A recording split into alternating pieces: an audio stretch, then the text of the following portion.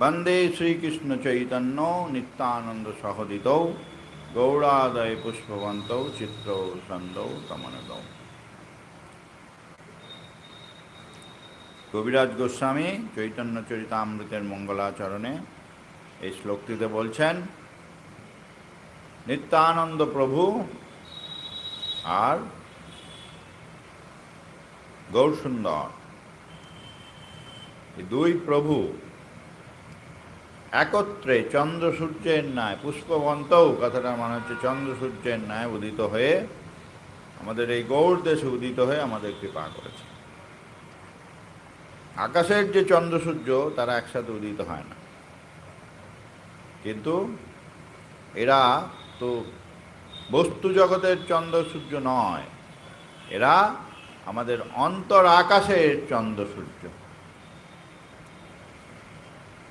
তাই এরা একসাথে উদিত হয়েছে।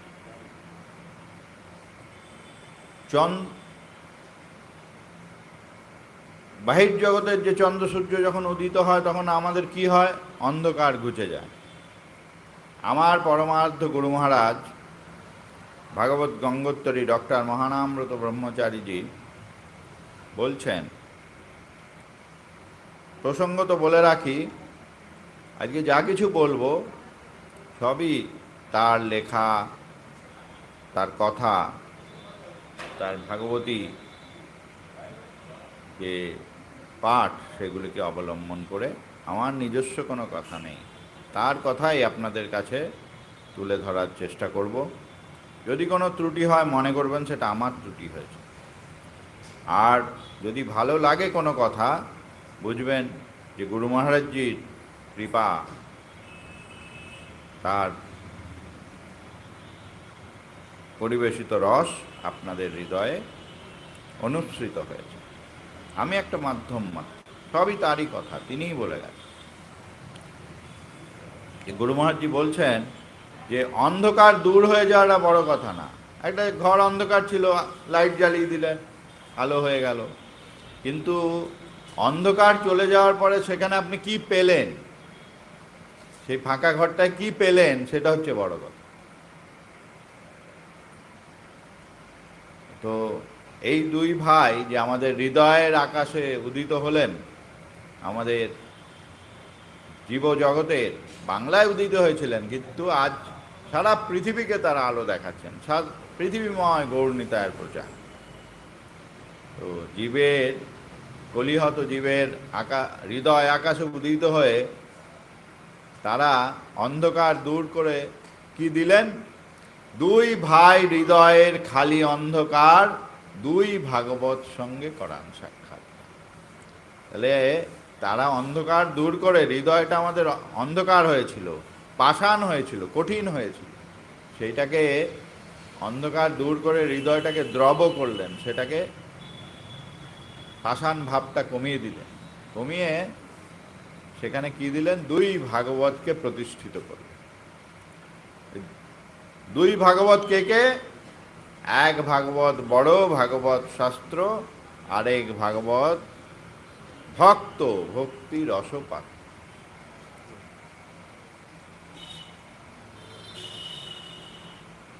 তো ভক্তকেও ভাগবত বলছেন। একটা ভাগবত যে শাস্ত্র গ্রন্থ ভাগবত আমরা চর্চা করি,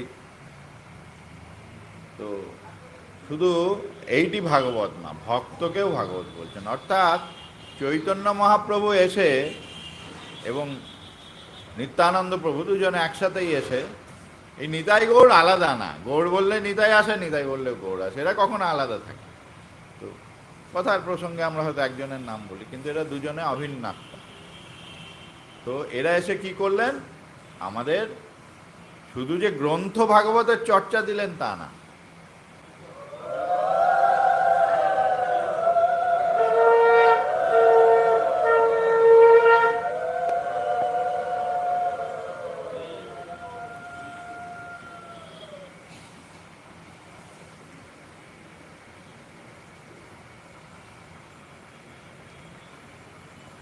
তারা আমাদের এই ভাগবতী জীবনটা উপহার দিলেন। মহাপ্রভু তার সাথে সাথে শত শত শক্তিধর ভক্ত তাদেরকে নিয়ে এসেছিল। তারা এসে দেখালেন এটা যে ভাগবতে যে বলা আছে, যে গোপীদের কথা বলা আছে, যারা সব ত্যাগ করে কৃষ্ণের জন্য উধাও হয়ে ছুটেছেন, যে সখাদের কথা বলা আছে, হ্যাঁ, যারা সব ত্যাগ করে কৃষ্ণকে ভালোবেসেছেন, মায়ের কথা বলা আছে, বাবার কথা বলা, তাদের যে প্রেম, বাৎসল্য প্রেম গোপালের প্রতি ভাগবতে বলা আছে, এইগুলো কথার কথা নয়, এগুলো শুধু কথার কথা না, এটা কিন্তু জীবনে আচরণ করে পালন করা যায়। শুধু যদি ভাগবতীর শাস্ত্র চর্চা দিতেন, লোকে বিশ্বাস করতাম, দূর ওই গ্রন্থ আছে, এরকম হয় নাকি সব ত্যাগ করে ভগবানের দিকে দৌড়ায়, সম্ভব না। কিন্তু তারা এটা করে দেখিয়ে গেল যে ভাগবতটা একটা কথা নয়, একটা আলোচনা নয়, এটা একটা জীবন, এটা ভাগবতী জীবন বলা হয়। ভাগবতী জীবন বলা হয়। আমরা কথায় কথা বলি পরম ভাগবত, এই ব্যক্তিটি পরম ভাগবত, মানে কি ভাগবত তার জীবনে মূর্ত হয়েছে। এখনো হয় মহাপ্রভুর ধারায়, কিন্তু তখন শত শতকে একসাথে এনে, এবং সেই সব ভক্ত যারা এসেছিলেন তারা সাধারণ নয়, তাদের এক একজনের ক্ষমতা বলছেন ব্রহ্মাণ্ড তাড়িতে পারে, এক একজন এক একটা ব্রহ্মাণ্ডকে উদ্ধার করেছে। কিন্তু কি তারা বৈষ্ণব, দিনহীন, মহাপ্রভুর আদেশ মেনে তারা তৃণাদপি শুনে, তৃণের মতো শুনেই চয়ে থাকবে। কারো তাদের এই যে শক্তির কোনো বহিঃপ্রকাশ বা গর্ব তাদের মধ্যে থাকে, কিন্তু তারা পারতেন। তো এইরকম ভক্তদের নিয়েছে মহাপ্রভু আমাদের জাতির জীবনে ভাগবত চর্চা এবং ভাগবতী জীবনধারা দুটোকে প্রতিষ্ঠা করে। এবং পরবর্তীকালে মহাপ্রভুকে কেন এটা প্রতিষ্ঠা করতে হলো? ভাগবত তো অনেক দিন আগেই ছিল, আর শ্রীকৃষ্ণও তো ব্রজে লীলা করে সব দেখিয়ে গেছিলেন, তাহলে মহাপ্রভু এতদিন পরে দিলেন, এটার মানে কি?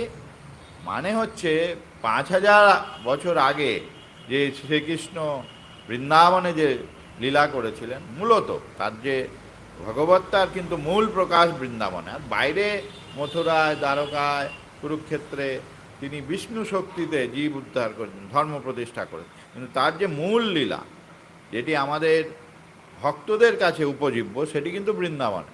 তো সেই যে লীলা 5000 বছর আগে শ্রীকৃষ্ণ করেছিলেন, এবং সেইটার যে কাহিনী, সেটার যে তত্ত্ব এবং কাহিনী ভাগবতে লিপিবদ্ধ হয়েছিল, প্রকাশিত হয়েছিল। প্রথম বলেছিলেন সুখদেব গোস্বামী, তিনি রাজা পরীক্ষিতের প্রায়োপবেশন সভায়, তার 7 দিন পরে পরীক্ষিতের মৃত্যু হবে, অভিশাপে মৃত্যু হবে সর্পদংশনে। সেই সভায় তিনি এই 7 দিন ব্যাপী শ্রীকৃষ্ণের কথা এবং শ্রীকৃষ্ণের আগে আগে অবতারদের কথা, ভক্ত কথা এবং শ্রীকৃষ্ণের কথা মহারাজ পরীক্ষিতকে তিনি শুনিয়েছেন। সেই সভায় ছিলেন সুখদেব গোস্বামীর এক শক্তিধর শিষ্য সুত মুনি। তিনি শুনে শুনে সেগুলো সব, শ্রুতিধর ছিলেন, শুনে শুনে সব মুখস্থ করে নিয়েছেন। এবং তিনি পরে নৈমিষারণ্যে 60,000 ঋষির সভায় এই ভাগবতকে প্রথম প্রকাশ। এবং এই 60,000 ঋষি এই বার্তা পেয়ে আবার তারা দিকে দিকে দিকে দিকে চারিদিকে ভারতবর্ষে ভাগবত প্রকাশ করলো। তখন ভগবান শ্রীকৃষ্ণ আর নেই, অপ্রকট, তিনি নিত্য ধামে চলে গেছেন গোলক। তো সেই সময় যে একটা অন্ধকারময় অবস্থা ভারতের, যে ভগবান শ্রীকৃষ্ণ চলে গেছেন, যেন স্বয়ং ধর্মই চলে গেছেন, স্বয়ং সত্যই চলে গেছেন, কি করে রক্ষা হবে, কি করে ভারতবর্ষ থাকবে? সেই সময় এই ভাগবতী চর্চার মাধ্যমেই ভারতবর্ষ পুনরুজ্জীবিত হয়েছে। কালে কালে এই ভাগবতী চর্চা আবার লুপ্ত হয়ে গেল, লুপ্ত গেল মানে হারিয়েই গেল প্রায়। কালেন বৃন্দাবন, কবি লিখেছেন, কবি কর্ণপুর, কালেন বৃন্দাবন কেলিবার্তা লুপ্তেতি, লুপ্ত হয়ে গেল। হ্যাঁ, তাং খ্যাপয়িতুং বিশিষ্য, মহাপ্রভু এটাকে বিশেষভাবে আবার স্থাপন করলেন। খ্যাপয়িতুং বিশেষ্য কৃপামৃতেন অভিষেচিত, কৃপা তারা অভিষেক করে কাকে? দেবস্তত্রৈব রূপঞ্চ সনাতন, রূপ সনাতন, এই দুজন মূল পার্শ্বদ। এছাড়া তার আরও অনেক পার্শ্বদ আছে, প্রতীক রূপে দুজনের কথা। এই সব রূপ সনাতন অন্যান্য পার্শ্বদের কৃপা দিয়ে অভিষিক্ত করে, তাদের মাধ্যমে তিনি ভাগবতী বার্তা, ভাগবতী জীবনধারা, বৃন্দাবনের বার্তা তিনি এমনকি বৃন্দাবন ধামটাও লুপ্ত হয়ে গেছিল, সেটাকেও তিনি পুনঃপ্রতিষ্ঠা করেন। এখন যে বৃন্দাবন আমরা দেখছি মহাপ্রভুর ধাম। এই জন্য কোনো রকম ভাগবতী কথা বলতে গেলেই, শুরু করতে গেলেই প্রথমে আমরা একটা কৃতজ্ঞতা থাকে না, যে জিনিসটা দেয় তার কথাই তো বলছি, তিনি দিয়েছেন বলে তো চর্চা করতে পারছি, তাকে কৃতজ্ঞতা জানাতে, এইটাকে আমরা বলি। এই জন্য মহাপ্রভুকে আমরা বিশেষভাবে প্রত্যেকটি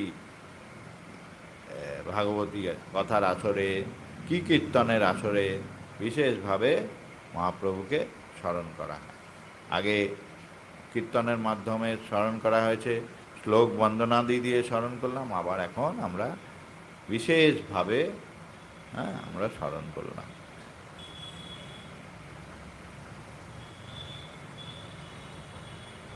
আজকে আমাদের এখানে মহা উদ্ধারণ মঠের প্রতিষ্ঠা উপলক্ষে অনুষ্ঠান চলছে, ভাগবতী চর্চা। তার মধ্যে ভগবানের, ভাগবত কথাটার মানে হচ্ছে ভগবানের লীলা কথা। ভগবানের লীলা কথাই ভাগবত। সেই হিসাবে দেখতে গেলে ভগবান শ্রীকৃষ্ণের লীলা তো ভাগবত বটেই, কিন্তু গৌর সুন্দরের যে লীলা কথা সেটাও ভাগবত। নিত্যানন্দ চন্দ্রের লীলা কথাও ভাগবত। আবার প্রভু বন্ধু সুন্দর, যেহেতু রাধা কৃষ্ণ নিতাই গৌর মিলিত তনু, তার কথাও ভাগবত। যেহেতু মহোদ্ধারণ মঠ প্রভুর মঠ, এবং প্রভুর বিশেষ বিশেষ কৃপাপ্রাপ্ত পার্শ্বদরা এখানে থেকে গেছেন, ধ্যান ধারণা করে গেছেন, প্রভুর সম্পুট স্বয়ং এসে এখানে পূজিত হয়েছেন।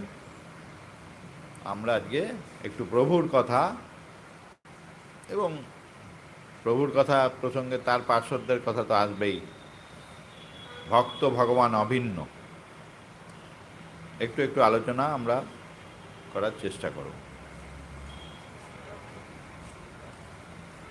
গতকাল একটা এখানে ধর্মসভা হয়েছিল, সেখানে আপনারা তো অনেকে হয়তো ছিলেন, সেখানে প্রভুর অবদানের কথা বিশেষভাবে আলোচনা করা হয়। আমরা আজকে প্রভুর অবদানের কথা আরেকটু, কাল কিছু কিছু আলোচনা আরো বিস্তারে একটু দেখি চেষ্টা করব আমরা আলোচনা। আর তার আগে আমরা একটু জেনে নেব, যদি এটা আমাদের সবার জানা আছে তাও, যে প্রভু কে ছিলেন।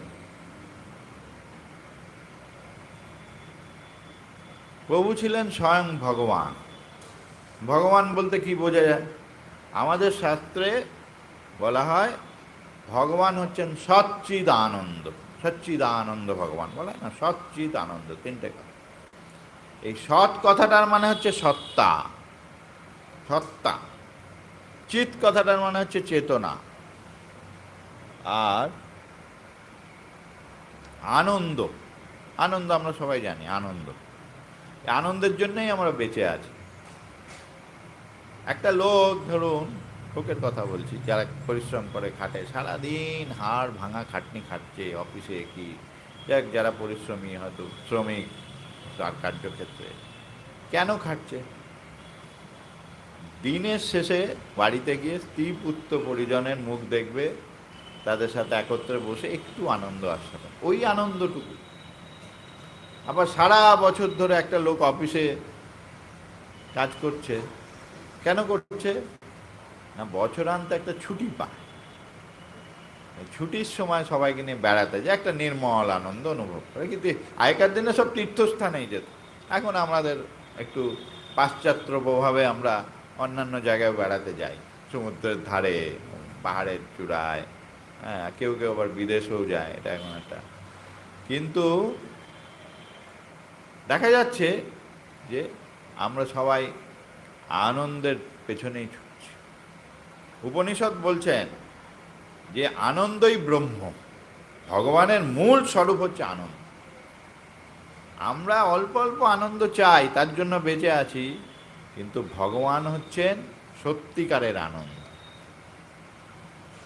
আনন্দের গুরু মহারাজজি বলছেন, সব তার কথা, বারবার কৃতজ্ঞতা স্বীকার করব, বলছেন যে দুটো কথা আছে, আমরা আনন্দ ভাবি কি, বলছেন দুটো কথা আছে শোনো, একটাকে বলে সুখ, আরেকটাকে বলে আনন্দ। বলছেন সুখ আর আনন্দ। বলছে সুখ কিন্তু আনন্দ না, আমরা বেশিরভাগ সময় সুখকে আনন্দ ভাবি। পার্থিব বস্তুর স্পর্শে যখন সেই জিনিসটা আরো পেতে ইচ্ছা করে, আর নিজেরই মনে হয় আমার কাছেই রাখি, আর কাউকে দেব না, আমি এটা উপভোগ করব, কাউকে দেব না, তখন সেটাকে বলে সুখ। আর অপ্রাকৃত বস্তু লাভ করে যখন মনের মধ্যে একটা অনাবিল আনন্দ হয়, মনে হয় কখন এটা আরেকজনের সাথে ভাগ করে নেয়। এটা ভালো কীর্তন শুনলাম, সঙ্গে সঙ্গে মনে হয় আরেকজনকে বলি, কি সুন্দর, এটা ভালো পাঠ শুনে গেছি, একটা ভালো তত্ত্ব কথা শুনেছি, আরেকজন ভক্তকে বলার ইচ্ছা যায়, এইটা কি সুন্দর শুনলাম, অমুক পাঠকটা কি ভালো পাঠ করেছে, তুই কালকে যাস আমার সাথে শুনবি। এইটা হচ্ছে আনন্দ। সুখ কিন্তু আনন্দ এক নয়। এই অনাবিল আনন্দ যেটা সবার সাথে ভাগ করে নেওয়া যায়, যেটা সবসময় মনে হয় অন্যের সাথে ভাগ করে নি, অপ্রাকৃত বস্তু অর্থাৎ ভগবত বস্তু, এই যে স্পর্শ, সেটাকে বলে আনন্দ।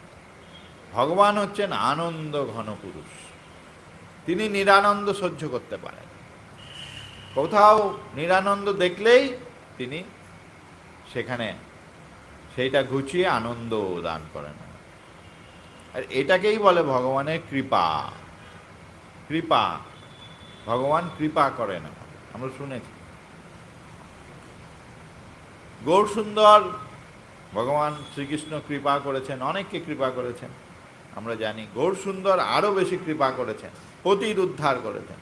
হ্যাঁ, সমস্ত সমাজের মধ্যে উঁচু নিচু জাত পাত গৌরসুন্দর ভেঙে দিতে চেয়েছিলেন। ব্রাহ্মণ চণ্ডালে করে কোলাকুলি, কবে বা ছিল এর অঙ্গ। গৌরসুন্দরের সময় এই ভাব ছিল, মহাপ্রভু এটা প্রচার করতে চেয়েছিলেন, কিন্তু বিশেষ কারণবশত সেই সময় সামাজিক বিধিনিষেধের জন্য মহাপ্রভু এটা পূর্ণভাবে প্রকাশ করতে পারেন। কিছু কিছু নিচু জাতির ভক্তকে কৃপা করেছেন, কিন্তু পূর্ণভাবে তিনি এটা, কারণ তাহলে তিনি সমাজে টিকতে পারতেন না, তার যে হরিনাম সংকীর্তন অন্যান্য যে প্রচারণ প্রেম ভক্তি প্রচার করতে পারতেন। সমাজের যারা কর্তা তারা তাকে বাধা দিয়ে সরিয়ে দিত, এই জন্য মহাপ্রভু একটু আপোষ করেছিলেন সোজা। কিন্তু প্রভু বন্ধু সুন্দর এসে মহাপ্রভু এই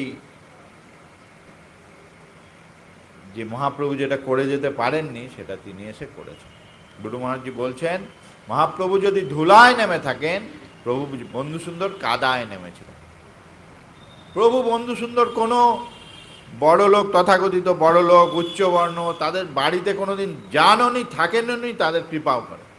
তার যত কৃপা সব পতিত অন্তর, সমাজের নিম্নবর্ণ, যাদের দরিদ্র, এমনকি আমরা যেখানে বসে আছি এটি একটি, আপনারা জানেন, প্রভুর ভক্ত বারবণিতার, তাদেরও তিনি কৃপা করেন। তো মহাপ্রভু যে কাজটা করে যেতে পারেননি, প্রভু কিন্তু সেটা এসে করেন। সেই জন্য তিনি গৌরাঙ্গেরই আরেক রূপ। তো মহাপ্রভু বলে গেছিলেন, তিনি জানতেন, যখন তিনি সন্ন্যাস গ্রহণ করে চলে যাচ্ছেন, ভক্তরা অনেক কান্নাকাটি করছেন, আর মাও খুব ব্যথিত।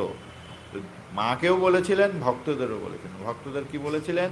এই মতো আছে মোর দুই অবতার, কীর্তন আনন্দ রূপ হইবে আমার, আমি আবার আসবো, আমার আরো দুই অবতার আছে, এবং তখন কি হবে? আমার কীর্তনময় রূপ হবে। এবং গৌরসুন্দর এসে তিনি সংকীর্তন করেছেন। প্রভু বন্ধু সুন্দর, কিন্তু গৌরসুন্দর একটাও কীর্তন লিখে যাননি। গৌরসুন্দর এসে একটাও কীর্তন লিখে যাননি নিজে। প্রভু বন্ধু সুন্দর এসে অসংখ্য, অনেক 200-র বেশি সুন্দর সুন্দর লীলা কীর্তন রচনা করেছেন এবং প্রচার। আমাদের আজকে ইচ্ছা আছে, যদি প্রভু কৃপা করেন, আপনারা যদি একটু ধৈর্য ধরে শোনেন, কিছু কিছু প্রভুর কীর্তন আমরা এই পাঠের মধ্যে আস্বাদন শেষের দিকে করব। প্রভুর কথা একটু বলেন। অপূর্ব সব প্রভুর কীর্তন, প্রভু যে রচনা করেছেন অপূর্ব সব কীর্তন। এই কীর্তন তিনি সারা জীবন, কীর্তন আনন্দ রূপ হয়েছে তার, এটাই তার প্রকাশ ছিল। প্রভু কোথায় গিয়ে ভাগবতী কথা বলেননি আমাদের মতো, কোথাও গিয়ে লেকচার সোজা কথা দেননি কাউ। প্রভু সব জায়গায় কীর্তন প্রচার করেছেন, যেখানে গেছেন কীর্তন শিখিয়েছেন। কলকাতায় এখানে রামবাগান বলে একটা জায়গা আছে, খুব কাছেই, আপনারা হয়তো জানেন, ডোমপল্লী। এখনো আমরা যখন সেখানে যাই আমাদের একটু যা বলে গা ঘিন ঘিন করে। আর সেই সময় কি অবস্থা, সেখানে রাস্তাঘাট ছিল না, কোনো ইলেকট্রিসিটি ছিল না, শুয়োর ঘুরে বেড়াতো। আমরা তখন যারা এসছেন প্রভুর সাথে তাদের লেখা পড়েছি। আর এই ডোমদের কি বলবো, তাদের মধ্যে কোনো সভ্যতা তো দূরের কথা, কোনো রীতিনীতি ছিল না, কোনো, তারা বিবাহ করতো না, তাদের মধ্যে বিবাহ প্রথা ছিল না। ভাবতে পারেন কীরকম, এমন কোনো অনাচার ছিল না তারা করতো না।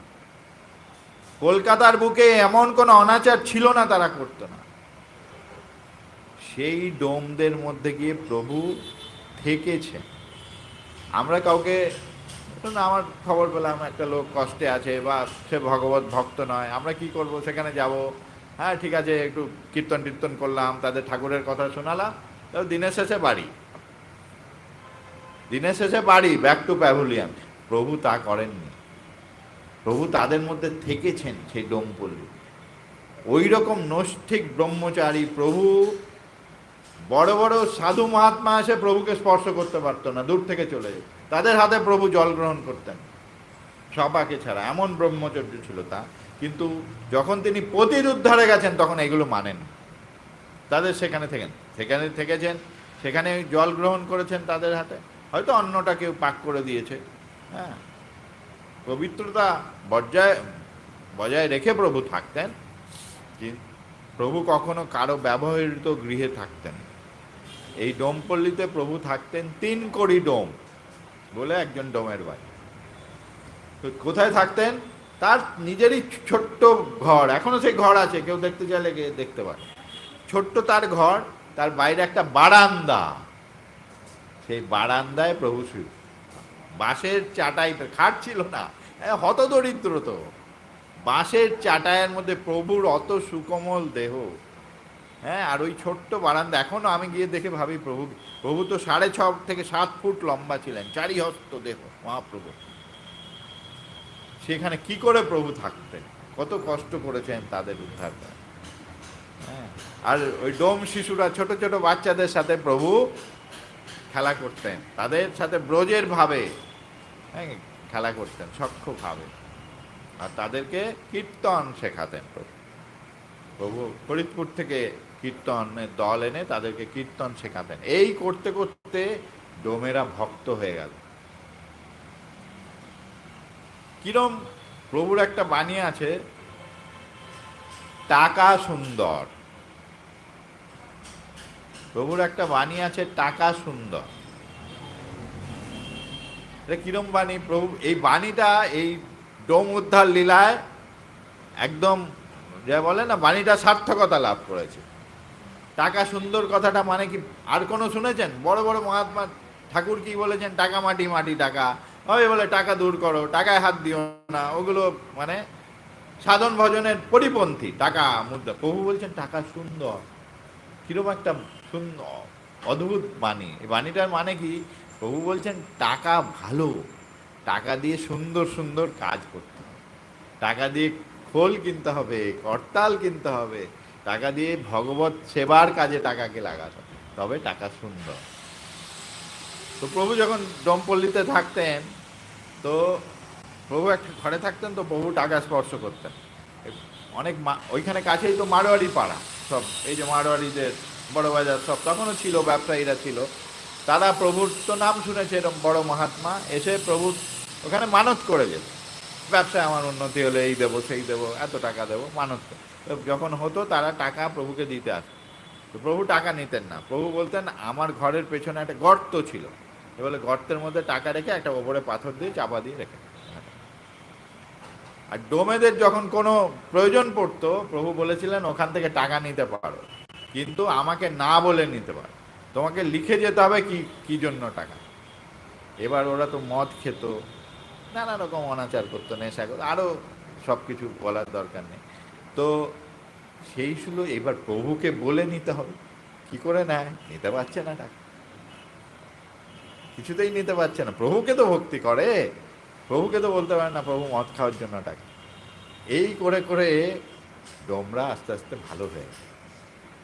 কি অপূর্ব প্রভুর লীলা, যে প্রভু এরম করতে করতে প্রভুকে যখন বলতে বলতে, হ্যাঁ টাকা নাও, প্রভু পুরীতে বেড়াতে যাব, যাও টাকা নিয়ে যাও, প্রভু খোল কিনবো, হ্যাঁ টাকা নিয়ে যাও, প্রভু বাড়িতে, অনেকে হয় বাড়ি হয়তো একটু দূরে, ছেলে মেয়ের দুঃখ কষ্ট, পড়াশোনার জন্য বই খাতা কিনতে হবে, হ্যাঁ টাকা নিয়ে যাও। এইরকমভাবে প্রভু তাদের আস্তে আস্তে একদম ধর্মের পথে, ভক্তির পথে নিয়ে আস্তে আস্তে তারা পুরো ডোমপল্লী পরিবর্তিত হয়।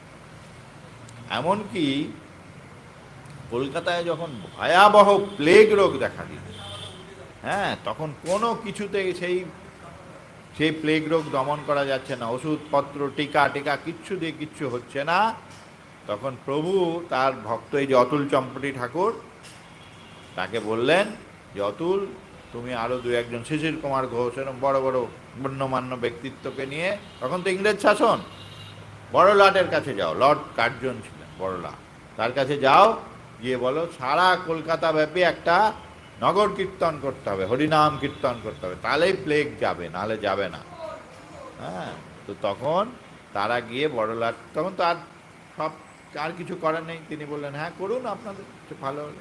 এই প্রভু সারা কলকাতা জুড়ে হরিনাম কীর্তন করালেন। আর সেই কীর্তনে পুরোধা ছিলেন প্রথমে, মূল গায়ক ছিলেন এই ডোমপল্লীর ভক্ত।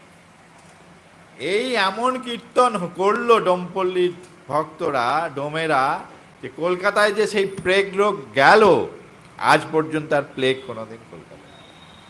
এরকম প্রভুর কি কৃপা, হরিনামের কি কৃপা।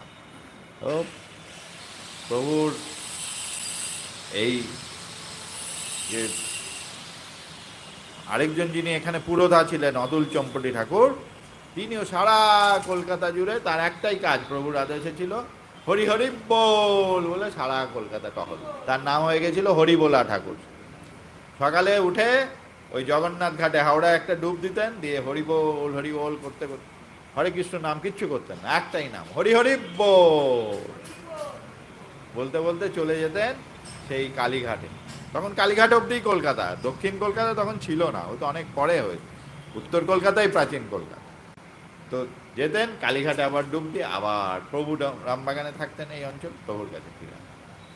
এইভাবে তিনি রোজ, এইভাবে প্রভু, কালকে আপনারা শুনেছেন অনেক, বারবনি তাদের উদ্ধার করেছেন, ফরিদপুরে বাগদিদের কৃপা করেছেন। এইটা প্রভুর আনন্দ, ভগবানের আনন্দ শক্তির প্রকাশ। এই যে দেখুন, ডোমেরা দুঃখে আছে, তাদের মধ্যে শিক্ষার প্রসার নেই, প্রভু গিয়ে তাদের টাকা পয়সা দেন, প্রাকৃত শিক্ষা দেন, হরিনাম শিখিয়েছে। অনেক আধ্যাত্মিক সংস্থা আছে যারা কিন্তু মানুষের চিকিৎসালয় খোলে, চিকিৎসা করে, তারা মানুষকে শিক্ষা দেয়, শিক্ষা প্রতিষ্ঠান খোলে। প্রভু কিন্তু এসব করেননি। এইগুলো করা খারাপ আমি বলছি না, কিন্তু প্রভু যেহেতু স্বয়ং ভগবান ছিলেন, স্বয়ং ভগবান এগুলো করেন, তিনি তার দিকে আকর্ষণ করেন। তিনি কি করেন? আত্যন্তিক দুঃখ নিবৃত্তি, শাস্ত্রের কথা বল। আমরা কেন দুঃখ পাই, আমরা একটু অন্য প্রসঙ্গে চলে যাচ্ছি, যাই হোক, আমরা কেন দুঃখ পাই? আমাদের শাস্ত্র, ভগবান গীতায় বলছেন, দুঃখের একমাত্র কারণ তোমরা দুষ্কর্ম করছো বলে দুঃখ। তোমার কর্মটা ভালো করো, প্রভুর ভাষায় ব্রহ্মচর্য পালন করো, আমরা এটার মধ্যে আসবো। যদি কর্ম ভালো করো, ব্রহ্মচর্য পালন করো, ব্রহ্মচর্য মানে সাধু না হয়ে যাওয়া না, ব্রহ্মচর্য প্রভু কি বলেছেন আমরা সেটার মধ্যে আসছি। যদি তোমরা ব্রহ্মচর্য পালন করো, সুকর্ম করো, কারোর মনে আঘাত না দাও, ভালোভাবে চলো, তোমার জীবনে দুঃখ আসবে। দুষ্কর্ম করেছো বলে দুঃখ। তো একটা লোক যে দুষ্কর্ম করে, ধরুন চোর, বা সে ডাকে, এই কোনো চৌর্যবৃত্তি করে, জাল দলিল লেখে কিছু করে, এই ধরনের লোককে ঠকায়, তো সেই লোকটাকে ধরুন সে কষ্টে আছে, রোগে আছে, তাকে গিয়ে আপনি ওষুধপত্র দিলেন, সেরে গেল। সেরে গিয়ে যদি আবার চুরি করে, আবার দুঃখ পাবে। তো প্রভু কি বলছেন, খালি তার কষ্ট নিবৃত্তি করতে হবে, কিন্তু তার সাথে তাকে হরিনামটাও দিতে হবে, তাকে মানুষ করতে হবে, মনুষ্যত্বের ভূমিকায় স্থিত করতে হবে। নাহলে তার সত্যিকারের উপকার করা হলো না। যেটা তোমরা করলে সেটা টেম্পোরারি, সাময়িক দুঃখ নিবৃত্তি। আর যারা সত্যিকারের ভগবত ভক্ত, ভগবত পুরুষ, আমাদের গুরু মহারাজজি এরকম ছিলেন, তারা কিন্তু চিন্তা করেন আত্যন্তিক দুঃখ, আর যেন দুঃখ তার কোনোদিন না আসে। সেইটার জন্য তাকে কি করতে হবে, তাকে মনুষ্যত্বের ভূমিকায় স্থিত করতে, তাকে সত্যিকারের মানুষ করতে হবে, ভগবত ভক্ত করতে হবে। যদি আপনি কর্মটা ঠিক করেন, আপনার জীবনে দুঃখ কষ্ট আসবে, এটা একদম গ্যারেন্টি, একদম গ্যারেন্টি। এটা কার গ্যারেন্টি? ভগবান শ্রীকৃষ্ণের গ্যারেন্টি। গীতায় বলেছেন তুমি কর্মটা ঠিক করা, কিচ্ছু করতে হবে না।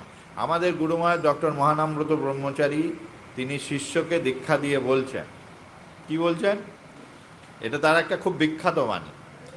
বলছেন, তুমি ঠাকুর ঘরে বসিয়া লক্ষ নাম জপ করো কি না, ইহাতে আমার প্রয়োজন নাই। তুমি কোর্টে গিয়া মিথ্যা সাক্ষ্য দিয়ে আসো কিনা, ইহাতে আমার প্রয়োজন। বলে ঠাকুর ঘরে বসে লক্ষ লক্ষ নাম জপ করলে কিচ্ছু হবে না, যদি পরের দিন কোর্টে গিয়ে একটা মিথ্যে সাক্ষী দিয়ে, ওই সব লক্ষ জপ জিরো হয়ে যায়। তো আগে আমাকে মনুষ্যত্বের ভূমিকায় স্থিত হতে হবে, তারপরে জবটা হচ্ছে ভগবত প্রাপ্তি, ভগবানের সান্নিধ্য লাভ করার জন্য, সেটা অনেক পরের ব্যাপার। মনুষ্যত্বের ভূমিকায় স্থিত না হয়ে ভগবানকে লাভ করা যায় না, এটা হয় না। মানে আমার যদি বাড়ির ভিতটাই কাঁচা থাকে, নড়বড়ে থাকে, তাহলে তার উপরে যদি আমি একটা বিরাট প্রাসাদ তৈরি করি, যে কোনো সময় ভেঙে পড়ে। সুতরাং প্রভু বলছেন যে মনুষ্যত্বের, এই জন্য তিনি হরিনাম প্রচার করেছেন। এবং এই যে কলিযুগে হরিনামই হচ্ছে একমাত্র খুব সহজ উপায়, যার দ্বারা আমরা ধর্ম বা মনুষ্যত্বকে লাভ করি। আর বাকি উপায়গুলো খুব কঠিন, সেই জন্য প্রভু হরিনামের কথা বলে। আপনাদের মধ্যে অনেকেই হরিনাম করেন, নাম কীর্তন করেন, বাড়িতে করেন, এখানে করেন। আচ্ছা আমায় বলুন, যখন আপনি নামটা করেন সেই সময় আপনার মনে কোনো কুচিন্তা আসে? সেই সময়টা আসে না তো? যখন নামটা করেন তখন তো কোনো বৈষয়িক চিন্তা, আমাকে অমুক করতে হবে, এইখানে এই টাকাটা আটকে আছে, ব্যাংক থেকে এই করতে হবে, এই টাকা, এগুলো চিন্তা আসে? হরিনাম করার সময় আসে। যখন আমরা ঠিক ঠিক হরিনাম করি, আমাদের মনটা কিন্তু অটোমেটিক একটা উচ্চ ভূমিতে উঠে। আপনাকে কি করতে হবে? সব সময় হরিনাম করা সম্ভব না। আমরা তো কেউ কাজে যায়, কেউ স্কুলে যায়, স্কুলে পড়াচ্ছি, তখন কি হরিনাম করবো? করবো। কিন্তু আমাকে খেয়াল রাখতে হবে, মনটার দিকে সবসময় দৃষ্টি রাখতে, মনটার দিকে দৃষ্টি। মনটা যখনই নিম্নগামী হচ্ছে, কোনো বৈষয়িক ব্যাপার ভাবছে, হ্যাঁ আমার আমার ওর এত গয়না আছে, আমার গয়না নেই, এইরকম যখন ভাব মনের মধ্যে আসছে, ওর এত বৈভব, আমার কেন নেই, এই যে মন যখনই নিম্নগামী হচ্ছে, তখন মনের দিকে দৃষ্টি রাখতে হবে, তখন মনে মনে হরিনাম করতে হবে। আর ভাবতে হবে, এই আমি যখন হরিনাম করছিলাম আমার মনটা কি সুন্দর ছিল, আজকে মনটা কেন এইদিকে যাচ্ছে? এই মনটাকে টেনে টেনে উচ্চ জায়গায় রাখতে, এই হরিনাম করার এটা ফল। হরিনাম করার সময় আমার নিজেরই মন কোন দিকে যাচ্ছে সেই দিকে দৃষ্টি রাখ। এবং যখন আমি হরিনাম করতে পারবো না, তখন কিন্তু মনটাকে সেই জায়গায় টেনে তুলতে, তাহলে কিন্তু মন নিম্নগামী হবে না। তো হরিনাম করার এইটা ফল, এই জন্য প্রভু হরিনাম দিন। যত আমি বেশি হরিনাম করতে, সে মনে মনে করি কি উচ্চস্বরে করি, তত কিন্তু আমার মন উচ্চ জায়গায় থাকে। আর মনটাকে উচ্চ জায়গায় রাখাটাই, সেটাই ব্রহ্মচর্য, সেটাই ধর্ম, সেটাই পালন করলে আমাদের জীবনে আর দুঃখ কষ্ট থাকে। এই সহজ জিনিস প্রভু দিয়ে গেছেন, যে হরিনাম আর ব্রহ্মচর্য, এই দুটো পালন করতে হবে। ব্রহ্মচর্য মানে ধর্ম, সংযম পালন করতে হবে, তার সাথে হরিনাম। আর আমরা যেটা বলছিলাম, যে ভগবানের আর দুটো স্বরূপ, সৎ আর চিৎ। সৎ মানে সত্তা, ভগবানের সত্তাটা অপূর্ব সুন্দর হয়। প্রভু জগৎবন্ধু সুন্দর দেখতে অপূর্ব সুন্দর ছিল, তার দেহ দিয়ে একটা জ্যোতি বেরো, তা দিয়ে তাকানো যেত না, বুঝতে নিজেকে ঢেকে রাখতেন, এত সুন্দর ছিলেন। তাকে দেখেই লোকে ভাবতো তিনি স্বয়ং ভগবান, আর কিছু তার তার মুখে একটা কথাও শুনতে হতো না, যে দেখেই লোকে বলতো না ইনি ভগবান, ইনি যেন গৌর সুন্দরই আবার এসেছেন, দেখেই তাকে। আর প্রভুর মধ্যে তিনি যে ভগবান এই চেতনাটা সব সময় ছিল, একেবারে ছোটবেলা তিনি জানতেন যে তিনি স্বয়ং ভগবান, এটা তার চেতনা। একেবারে ছোটবেলায় তিনি খেলার সাথে নিস্তারিণী দেবী বলছেন আমি শ্রী গৌরাঙ্গ, ছোট্ট তখন তার উপনয়ন হয়েছে 13 বছর বয়স, তার খেলার সাথেই নিস্তারিণী দেবীকে বলছেন আমি গৌরাঙ্গ। উনি বলছেন, উনি তো বাচ্চা বালিকা, বলছে বিশ্বাস করি না, বলছেন প্রভু তখন বলছেন পরে জানি। একেবারে ছোটবেলার থেকে প্রভু কিন্তু সবসময় জানতেন যে তিনি স্বয়ং ভগবান শ্রীকৃষ্ণ শ্রীহরি। এই জ্ঞানটা, তাই এই সচ্চিদ আনন্দ ভগবানের যে 3টে গুণ তার মধ্যে পূর্ণ মাত্রা হয়েছে। আর তিনি আমাদের কি দিয়েছেন? এই ব্রহ্মচর্য আর হরিনাম, এই দুটো তার মূল অবদান। আরেকটা খুব বড় জিনিস তিনি করেছেন, এই প্রভু যে এই সময় এলেন, একটা সময় এলেন, এইটার কেন এলেন এটাও প্রভু কিন্তু বলে গেছেন। প্রভু একটা বাণী আছে, কলি সংখ্যা পূর্ণ বটে ৫০০ মাহে বটে, মানে ৫,০০০ মাসে কলি সংখ্যা পূর্ণ। কবে থেকে ৫,০০০ মাস? বলছেন না, গৌর সুন্দরের আবির্ভাব থেকে, মানে এই যে গৌর সুন্দর এলেন তাতে কি হলো, কলিকালটা ছোট হয়ে, আর গৌর সুন্দরের আবির্ভাবের দিন থেকে মানে তিথির থেকে ৫,০০০ মাসে প্রভু বলছেন কলিকাল পূর্ণ। যেই কলি শেষ হবে আরেকটা নতুন যুগ শুরু হবে, তার মাঝখানে একটা সময় আসে, সেটাকে বলে যুগ সন্ধিক্ষণ। আমাদের শাস্ত্রে বলে যুগ সন্ধিক্ষণ, আমরা না এখন সেরকম যুগ সন্ধিক্ষণ। এইটা হচ্ছে যুগ সন্ধিক্ষণটা হচ্ছে মহাপ্রলয় কাল। এই সময় মহাপ্রলয়ে সব কিছু ধ্বংস হয়ে যাওয়ার। কিন্তু প্রভু কি করলেন, ঠিক যদি আমরা হিসাব করি ৫,০০০ মাসকে ১২ দিয়ে ভাগ করি, যা হবে ৩০০ কত বছর, ঠিক গৌরাঙ্গদেবের আবির্ভাবের ঠিক সেই সময়টাই প্রভু এসেছেন। এসে তিনি মহাগম্ভীরায়, সেই ১৩০৯ সালে মহাগম্ভীরায় প্রবেশ করলেন, একটা ছোট্ট কুটিরে নিজেকে আবদ্ধ করে রাখলেন, আর বাইরের কোনো কিছুর সাথে তার কোনো সংস্পর্শ, তিনি একা রয়েছেন। কি মহাশক্তি, গুরু মহারাজজি বলছেন মহাশক্তি সঞ্চয় করেছেন সে। কেন?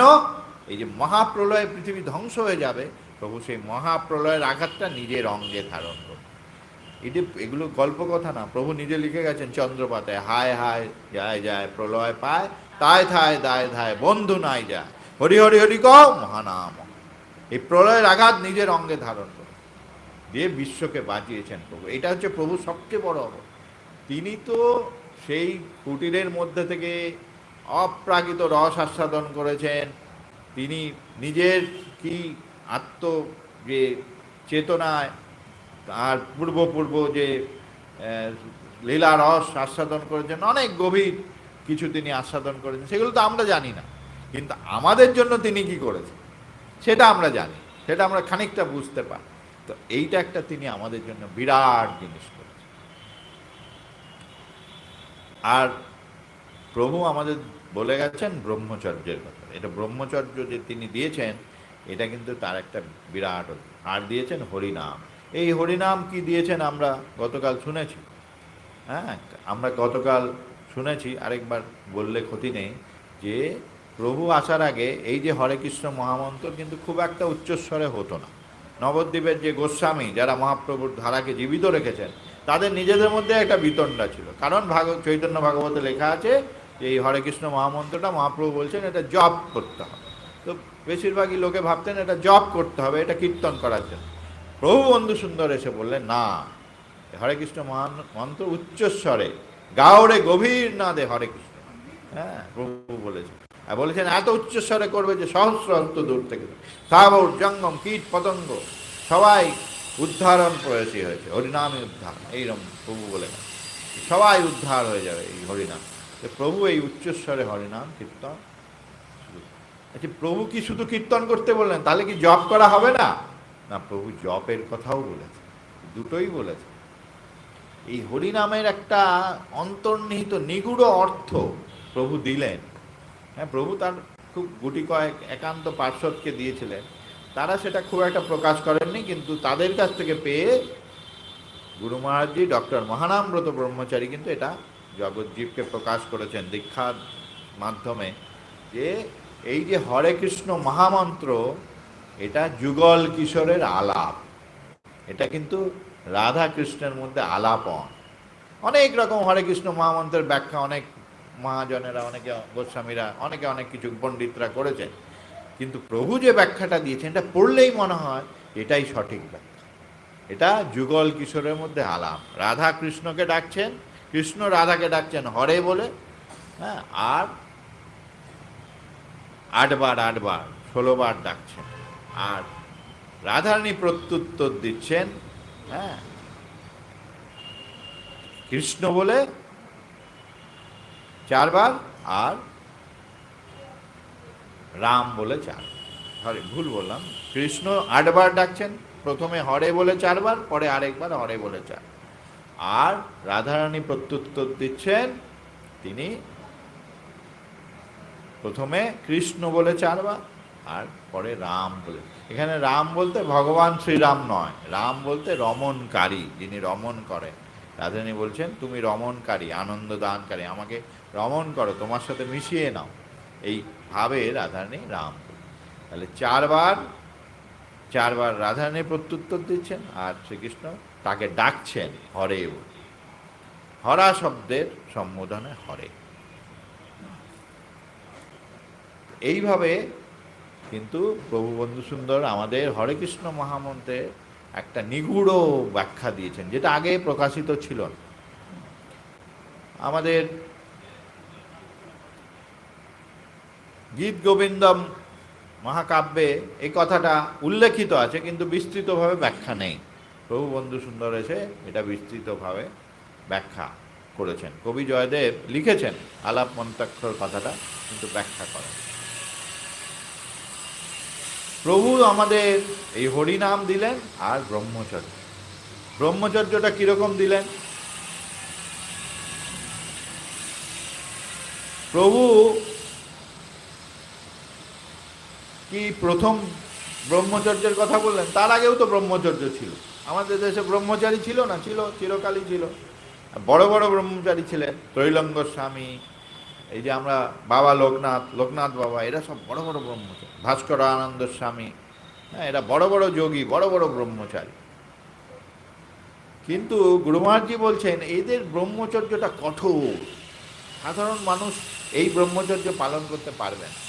প্রভু ব্রহ্মচর্যটাকে হরিনাম দ্বারা সরস করেছেন।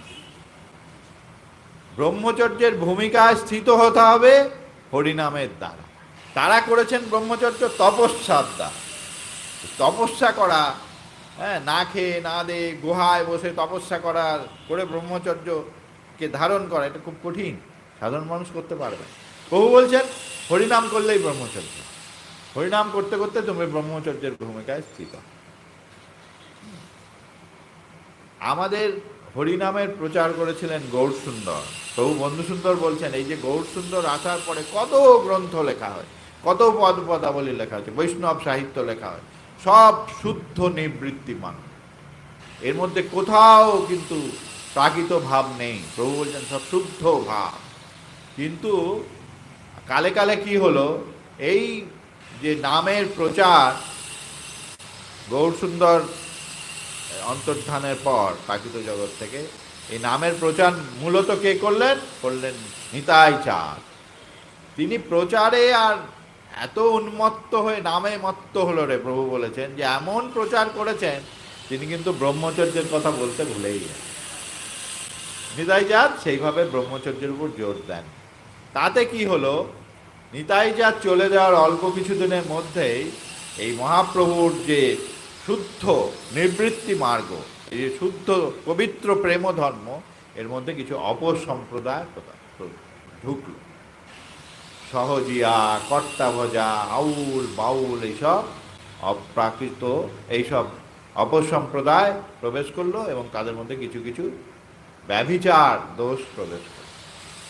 এইসব দেখে তখন প্রভু বন্ধু সুন্দর এসে তিনি কিন্তু ব্রহ্মচর্যের উপর খুব জোর দিলেন এবং বললেন ব্রহ্মচর্যের সাথে সাথে হরিনাম করতে, হরিনামও করো ব্রহ্মচর্য। ব্রহ্মচর্য তোমরা সাধারণ লোক এমনি ব্রহ্মচর্য পালন করতে পারবে না, কিন্তু হরিনামের সাথে তোমরা ব্রহ্মচর্য পালন। সাধু সন্ন্যাসীদের ব্রহ্মচর্য একরকম, আবার গুরু মহারাজজি বলছেন গৃহী লোকের পক্ষে, আমাদের পক্ষে মানব ধর্মটাই, মনুষ্যত্বের ভূমিকায় স্থিত থাকাটাই ব্রহ্মচর্য। ব্রহ্মচর্য অর্থাৎ সংযম, সংযমী হতে। আমরা ভোগ করব কিন্তু সংযমের ভূমিকায় থেকে। আমার একটা মানুষের দুটো জুতো লাগে, এটা অফিসে যায় আর কোনো সময় জুতোটা খারাপ হয়ে গেল, নোংরা হয়ে গেলে আরেকটা জুতো পরে যায়। আজকাল দেখবেন বাড়িতে এক একজনের 10টা জুতো, কাপড়ের সাথে ম্যাচিং করে করে 10টা জুতো। এটা ব্রহ্মচর্য নয়। আমার যেটুকু দরকার সেইটুকু ভোগ করা হচ্ছে মনুষ্যত্ব। আর তার উপরে যদি আমি করি সেটা কিন্তু চৌর্য, সেটা চুরি হয়ে যাচ্ছে। কারণ সেই জিনিসটা, সেই অর্থটা সমাজের কল্যাণে ব্যবহার করা হচ্ছে, আমি নিজের উপভোগে সেটাকে ব্যবহার, এইটা চৌর্য বৃত্তি হয়ে যায়, এটা আর ব্রহ্মচর্য থাকে। তো প্রভু বলছেন এই জন্য সংযমের ভূমিকায় থেকে আমাকে ভোগ করতে হবে। ভোগটা যেন আমার ঘাড়ে চেপে না পড়ে। আমার একটা জিনিস ভালো লাগে, তাহলে এমন আমি তাতে মত্ত হয়ে গেলাম যে সেই আমার ঘাড়ে চেপে বসে। আমি পায়েস ভালো লাগে, রোজ পায়েস না খেলে হয়, যেই আমার এরকম অবস্থা হয় পায়েস খাওয়াটা বন্ধ করে দিই। তো সংযমটাই ব্রহ্মচর্য প্রভু বলছেন। আমাদের সংযমের ভূমিকায়, মনুষ্যত্বের ভূমিকায় স্থিত থাকে, এটাই ব্রহ্মচর্য। প্রভুর ভাষায় মানব ধর্মটাই ব্রহ্মচর্য। এই জন্য প্রভু সংক্ষেপে বলছেন এই মর্ম, এক ধর্ম জীব ভজন। জীবের একটাই ভজন, একটাই ধর্ম, সেটা কি? মনুষ্যত্ব, মানব ধর্ম বা ব্রহ্মচর্য। এটা পালন করো। আর এইটা কি করে পালন করবে? হরিনাম করলেই এটা তুমি, তোমার পক্ষে এই ব্রহ্মচর্য বা মানব ধর্ম পালন করাটা সহজ, নাহলে তুমি করতে পারবে না, নাহলে খুব কঠিন। হরিনামের ভূমিকা থেকে প্রভু জগৎবন্ধু সুন্দর তিনি নিজে খুব কঠোর ব্রহ্মচারী ছিলেন। তিনি যখন তার উপনয়ন হলো, প্রভু কিভাবে ব্রহ্মচর্য পালন করতেন আমরা সেইটা একটু এখন আস্বাদন। প্রভু কি করতেন? তার যখন উপনয়ন হলো, তারপর উপনয়নের পরেই প্রভু ব্রহ্মচর্য ব্রতে ব্রতী হলেন। প্রভু কিরম থাকতেন সেই সময়? আমরা অতুল চম্পটি ঠাকুরের মুখে আমাদের গুরুদেব শুনেছেন, তিনি লিখেছেন প্রভু 3 বার গায়ত্রী করতেন, ব্রাহ্ম মুহূর্তে স্নান, এবার এছাড়া অসংখ্যবার স্নান করতেন। ব্রাহ্ম মুহূর্তে স্নান করবেনই, 3 বার গায়ত্রী জপ করতেন। আর সব সময়, সারা দিন কি রাত্রি, প্রভু আসনস্থ হয়ে থাকতেন, বসে ঘুমাতেন, শুতেন না। সারা রাতই প্রায় জপে তিনি আসনস্থ হয়ে জপ করতেন, ঊর্ধ্ব নেত্রে জপ করতেন। তখন তার কত বছর বয়স? 13 বছর বয়স। 13 বছর বয়সে প্রভু এইরকম ব্রহ্মচর্য পালন করতেন, এরকম নিষ্ঠা। তিনি যে কাপড়টা পরতেন, সেই কাপড়ের যেটা নিচের ভাগ, কাপড় একটাই কাপড় পরতেন, তো একটা নিচে পরার, সেটা আবার জড়িয়ে গায়ে দিতেন, তো নিচের অংশ যেটা সেটা গিঁট দেওয়া থাকে, ভুলেও কখনো সেই অংশটা যাতে ওপরে না। এইরকম পরিচ্ছন্নতা প্রভু বজায় রাখতেন। কাউকে স্পর্শ করতেন। দিনে একবার সপাকে আহার গ্রহণ করতেন, কি? 2 মুঠো আতপ চাল আর একটা কাঁচকলা, সপাকে পাক করে একবার দিনে গ্রহণ। কারো সাথে কথা বলতেন। এই সময় কি হয়েছে, প্রভু যখন এরকম বয়স, 13-14 বছর বয়স, কঠোর ব্রহ্মচর্য প্রভু পালন করছেন, সেই সময় প্রভু তো ব্যর্থ, তো দিদির কাছে মানুষ তো, আর জ্যাঠাইমা আর জেঠামশাই দুজনেরই তা আগেই গত হয়েছেন তারা। তো 2 জ্যাঠত দাদা, তাদের বিবাহ হয়েছে, ওখানে 2 জ্যাঠত দাদা ছিলেন, তাদের বিবাহ হয়েছে। এবার বৌদিরা বাড়িতে এসছেন, তো প্রভুর যে দিদি, দিগম্বরী দিদি, দিগম্বরী দেবী, জ্যাঠতুতো দিদি, যা কোলে পিঠে করে প্রভুকে মানুষ করেছেন, তিনি বলছেন, জগৎ, বৌদিরা এসেছেন, নতুন বিয়ে করা বৌদিরা এসেছেন, প্রণাম করো। প্রভু কি করলেন? প্রভু তখন ব্রহ্মচারী। প্রভু এরকম একটা লম্বা বাঁশের কঞ্চি নিয়ে এলেন। ওই কঞ্চিটা নিয়ে এসে কঞ্চির একটা ডগা বৌদিদের পায়ের কাছে রাখলেন, আরেকটা ডগার ওখানে মাথা ছিল। বৌদিদের কাছেও গেলেন না, স্পর্শ। এইরকম ব্রহ্মচর্য প্রভু পালন করলেন।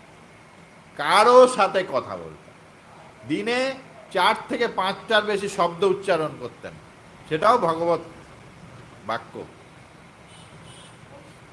কীর্তনের কথা আলাদা, এমনি কথার কথা বলছি। কারণ কোনো কিছু নিজের প্রয়োজন হলে কথা বলছি না, ইঙ্গিতে বলে নাই যে করতেন। সম্পূর্ণরূপে ভগবানের উপর নির্ভরশীল, মানে যেটা আমার দরকার এমনিই আসবে, আমি কারো কাছে চাইব। এইরকম ভাবে প্রভু থাকতেন। আর শরীর থেকে বলছেন, যারা দেখেছেন অতুল চম্পটি ঠাকুর, সূর্যের মতো একটা জ্যোতি বের। প্রভু শরীর থেকে সূর্যের মতো, যে পাতলা কাপড়ে ঢাকা যেত না, প্রভু মোটা কাপড় দিয়ে ঢাকা, সেই কাপড়টা দিয়ে মাথাও ঢেকে রাখতেন। আর একটু তো দেখতে হয়, বলে একটা চোখ দিয়ে একটু একটু দেখতেন, বাইরে একটুও খুলে রাখতেন না, এত জ্যোতি বেরোত। আর একটা দিব্য অঙ্গগন্ধে, হ্যাঁ, সেই তখন ব্রাহ্মণ কান্দা সেই অঞ্চল প্রভুর বাড়িতে ম করত। প্রভু কি কাজ করতেন সেই সময়? কি করতেন প্রভু যখন তীব্র ব্রহ্মচারী? প্রভু কি করলেন? বাড়িতে গৃহদেবতা ছিলেন রাধা গোবিন্দ, সেই রাধা গোবিন্দের সেবা প্রভু নিজে নিয়ে, আমি সেবা করব। প্রভু আশ্চর্য ব্যাপার, দেখুন, প্রভু হচ্ছেন তীব্র ব্রহ্মচারী, অনেক সেবা করছেন রাধা গোবিন্দ। আমাদের প্রাকৃত যাদের দৃষ্টি বলছি, একজন তো পুরুষ রমণী, প্রভু তার সেবা করছেন তীব্র ব্রহ্মচারী। তাহলে আমাদের জানতে হবে প্রভুর দৃষ্টিতে বা শাস্ত্রীয় দৃষ্টিতে রাধা গোবিন্দ কে, এটা জানতে হবে। এটা জানতে হবে যে রাধা গোবিন্দ কে, কেন প্রভু কঠোর ব্রহ্মচারী হয়েও রাধা গোবিন্দের সেবা করে। এইটা জানতে গেলে না আমাদের একটু চলে যেতে হবে মহাপ্রভুর কাহিনীতে। মহাপ্রভু দাক্ষিণাত্যে যাচ্ছেন, গোদাবরী তীরে তার সাথে দেখা হচ্ছে রায় রামানন্দ বলে একজন খুব বড় ভক্ত। মহাপ্রভু তার সাথে আলোচনা করছেন, তার মুখে মহাপ্রভু রাধারানীর তত্ত্ব কথা শুনছেন। শুনতে শুনতে শুনতে গভীর থেকে গভীরতর শেষে রায় রামানন্দ বলছেন রাধা প্রেম, মহাপ্রভু বলছেন রাধা প্রেম সর্বোত্তম, এর থেকে বড় কিছু আর ভজন জগতে হতে পারে না, সবচেয়ে নিষ্কাম তত্ত্ব বলে বলছেন যে এর ওপরে আর কিছু আছে। রায় রামানন্দ বলছেন রাধা প্রেমের ওপরে আর কিছু আছে, আবার কে শুনতে চায়? কোনো শাস্ত্রে এরকম কিছু নেই। বলছে প্রভু, কোনো শাস্ত্রে তো এর ওপরে আর কিছু নেই রাধা প্রেমেরও। তখন বলছেন যদি থাকে কিছু কৃপা করে বলো না। তখন বলছেন রায় রামানন্দ বলছেন শাস্ত্রে তো কথা কিছু জানি না, তা আমার রচিত নিজে একটা পদ রচনা করেছি, সেটা তোমায় শোনাতে পারি। তখন প্রভু বললেন শোনাও। তখন রায় রামানন্দ একটা পদ, তার মধ্যে মূল কথা নশ রমন নহাম রমণী দুহ মনোভাব পেশ হলো জান। রাধারানী বলছেন যে কৃষ্ণ রমণ না, কৃষ্ণ পুরুষ না, নহাম রমণী, আমিও রমণী না, দুহ মনোভাব পেশ হলো জান। মানে রাধা বলছেন কৃষ্ণ পুরুষ না, আমিও রমণী। এই জায়গাটা বোঝার চাই, কৃষ্ণ কোনো প্রাকৃত পুরুষ না, আর রাধারানীও কোনো প্রাকৃত রমণী নয়। তাহলে কে? এই রমেশচন্দ্র বলে প্রভুর এক ভক্ত, তিনি ব্রহ্মচারী। প্রভুর ব্রহ্মচর্য, হরিনাম প্রচার করেছেন অতুল চম্পটি ঠাকুর, আর ব্রহ্মচর্য প্রচার করেছেন রমেশচন্দ্র। এই একদম কুমার ব্রহ্মচারী ছিলেন। প্রভুর যে বালক ভক্ত, ব্রহ্মচারী ভক্ত, এদের মূল মানে নেতা বলা যায় ছিলেন রমেশ। এই রমেশচন্দ্র মনে এই প্রশ্নটা এসছে। অনেকেই বলে, আরে তোমরা ব্রহ্মচারী, রাধা গোবিন্দের পূজা করো। তো রমেশচন্দ্র প্রভুকে একবার চিঠিতে লিখেছেন, কি রাধা গোবিন্দের মধ্যে সম্পর্কটা কি? এটা কি সাধারণ দম্পতিদের মতো? আবার ঠিক আমাদের গুরু মহারাজ আর ডক্টর মহানামব্রত ব্রহ্মচারী যখন আমেরিকায় গেছিলেন, সেখানে একটা সভায় তাকেও এই একই প্রশ্ন করা হয়। তো প্রভু যেটা রমেশচন্দ্রকে লিখেছিলেন, গুরু মহারাজ একই উত্তর দিয়েছিলেন। যদি কঠিন বস্তু আমি জানি না, তাও খানিকটা আপনাদের বলার চেষ্টা করব। প্রভু বলছেন রাধা গোবিন্দ অবশ্যই কোনো প্রাকৃত দম্পতির মতো নন। একটা মূল কি তাদের মধ্যে তফাৎ? মূল তফাৎ হচ্ছে, প্রভু বলছেন প্রাকৃত জগতে স্বামী আর স্ত্রী দুইজন আলাদা ব্যক্তিত্ব। রাধা গোবিন্দ দুটো আলাদা ব্যক্তিত্ব নয়। রাধা গোবিন্দ দুটো আলাদা ব্যক্তিত্ব নয়, এক তত্ত্ব। হরি দুই ভাগ হয়েছেন আস্বাদনে, দুজনে একই। এই জন্য বলছেন ন স রমন না হাম রমন, দুহু মন মনোভাব পেশ হয়। প্রেমের একদম যখন উচ্চস্তর স্তরে রাধা আর গোবিন্দ উঠে যান, তখন ওনার মধ্যে কোনো পুরুষ ভাব থাকে না, এনার মধ্যেও কম। কি থাকে? কি থাকে? শুধু একটা অপ্রাকৃত প্রেম ভাব, শুধু একটা অপ্রাকৃত প্রেমের ভাব খেলা করে দুজনের। কোনো অস্তিত্ব থাকে না, ব্যক্তি অস্তিত্ব কিচ্ছু থাকে না। এইটা প্রেমের উচ্চতম স্তর, এইটা ভজনের জায়গা। প্রভু এইভাবে প্রভু রাধা গোবিন্দকে দেখে। তো প্রভু বলছেন রমেশচন্দ্রকে, রাধা আর গোবিন্দ দুটো আলাদা ব্যক্তিত্ব নয়, এক বস্তু দুই ভাগ হয়েছে। হ্যাঁ, তারপরে বলছেন যে রাধা আর প্রাকৃত জগতে যে স্বামী স্ত্রীর মধ্যে একটা ভোগ থাকে, ভোগ অন্তে একটা অবসাদ আসে। রাধা গোবিন্দের মধ্যে এরকম প্রাকৃত কোনো ভোগ নেই। কেন? বলছেন, প্রভু লিখছেন যে যখন রাসলীলা হয়েছিল, প্রভুর কথা, শ্যাম সুন্দরের বয়স 6 বছর, আর গোপীরাও সেই রকম। তাদের মধ্যে প্রাকৃত ভাব কোথায়?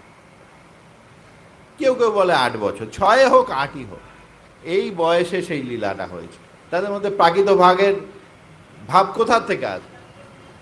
অপ্রাকৃত ভাবেই এই লীলা হয়েছে, তাদের দেহটা অপ্রাকৃত। সেখানে এই অঙ্গগুলো বিকশিত নয়। প্রভু বন্ধু সুন্দরেও এই যে পুরুষাঙ্গ বিকশিত ছিল না, একটা ছোট্ট কলিকার পূর্ণ ব্রহ্মচারী যারা, যাদের আমাদের ভাষায় বলা হয় যে ঊর্ধ্বরেতা পুরুষ, তাদের এই পুরুষাঙ্গটা বিকশিত হয় না, একটা বাচ্চার মতোই সবসময়। তাদের মধ্যে কখনো এই নিম্ন ভাব জাগে না। তাদের মধ্যে প্রেমটা ভালোবাসা, মানসিক প্রেম। সেই জন্য এই যে প্রাকৃত ভোগ রাধা গোবিন্দের মধ্যে কিন্তু নেই। প্রভু এই কথা বলছেন। তারপরেই বলছেন, তাহলে কি রাধা গোবিন্দের মধ্যে কোনো ভোগ সম্ভব নেই? তাহলে আনন্দ হয় কোথা থেকে? বলছেন হ্যাঁ আছে। আছে, কিভাবে আছে? অপ্রাকৃত দেহে আছে। এইটা কিভাবে আছে, এইটা করতে গিয়ে একটু গুরু মহারাজজির গৌর কথার থেকে আমরা আবার রায় রামানন্দের প্রসঙ্গে, যে রাধা গোবিন্দের মধ্যে ভোগটা কিভাবে হয়, রায় রামানন্দের প্রসঙ্গে চলে যাব। সেখানে এই কথা বলতে বলতে যখন রায় রামানন্দ বলেছেন যে নশ রমন নাহাম রমন, এই কবিতাটা যখন পড়লেন, তখন মহাপ্রভু কী করলেন? তার মুখ চেপে ধরলেন, আর বলতে হবে না, মানে অনেক গোপন কথা বলেছ, এবার আর বলতে হবে না, তাহলে আমার স্বরূপটা, তিনি তো রাধা গোবিন্দ মিলিত তো না, আমার স্বরূপটা ধরা পড়ে। তখন হঠাৎ রায় রামানন্দ দেখছেন, এতক্ষণ দেখছিলেন মহাপ্রভু একটা সন্ন্যাসী, হ্যাঁ, আবার হঠাৎ দেখছেন কিন্তু সন্ন্যাসী নয়, শ্যামল বর্ণ, শ্যাম গোপরূপ। আবার দেখছেন তার সামনে রাধারানীর মতো একটা কাঞ্চন, মানে স্বর্ণবর্ণ একটি পুত্তলিকা নাচছে, আর তার অঙ্গ থেকে যত জ্যোতি বেরোচ্ছে, সেই জ্যোতিতে সেই শ্যামবর্ণ ঢাকা পড়ে যাচ্ছে। যে পহেলে দেখিনু তোমার সন্ন্যাসী স্বরূপ, এবে দেখি তোমার শ্যামগোপরূপ, তোমার সম্মুখে এক কাঞ্চন পচ্চালিকা, তাহার স্বর্ণবর্ণে তোমার শ্যামঙ্গ ঢাকা। আমরা তো একটু এদিক ওদিক হলো, এইরকম রায় রামানন্দ বল। মহাপ্রভু বলছেন এই আমি তো ধরা পড়ে যাচ্ছি, আমি তো ধরা পড়ে যাচ্ছি। মহাপ্রভু বলছেন, এই রায় রামানন্দ, তুমি খুব ভক্ত তো, এই জন্য তুমি সব জায়গাতেই কৃষ্ণকে দেখো, কৃষ্ণ তোমার আরাধ্য, এই জন্য তুমি সবার মধ্যে কৃষ্ণকে দেখো, আমার মধ্যে দেখছো, এটা কিছু না, এটা তোমার চোখের ভুল। রায় রামানন্দ বলছেন, প্রভু আমাকে ছলচাতুরি করো না, আমি যা দেখেছি ঠিক দেখেছি, তোমার স্বরূপটা আমাকে বলো। হ্যাঁ, তখন যখন খুব চেপে ধরেছেন রায় রামানন্দ, তখন মহাপ্রভু আর কি করেন, মহাপ্রভু তখন ভক্তের বশ্যতা স্বীকার করে, তবে হাসি প্রভু তারে দেখালো স্বরূপ, রসরাজ মহাভাব দুই এক রূপ। রসরাজ শ্রীকৃষ্ণ আর মহাভাব রাধারানী দুই একত্র হয়ে গৌর সুন্দর, এইটা প্রভু মহাপ্রভু তাকে দেখান। দেখিয়া রায় রামানন্দ হইল মূর্ছিত। এখানে তারপরে গুরু মহারাজজি ডক্টর মহানামব্রত ব্রহ্মচারী তার একটা এটা অনবদ্য ব্যাখ্যা, এর আগে কোনো গোস্বামী বা কেউ করেছেন বলে আমার জানা নেই। তিনি বলছেন রায় রামানন্দ কেন মূর্ছিত হল, কেন মূর্ছিত হল,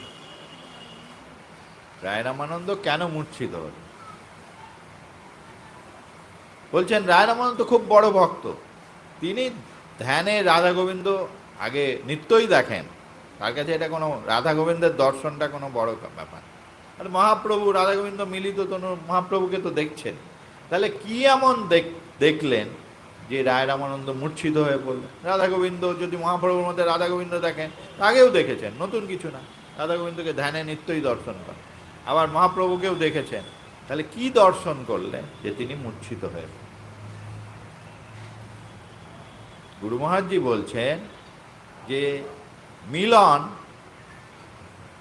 তিন প্রকার, ভাবী, ভূত আর ভবন।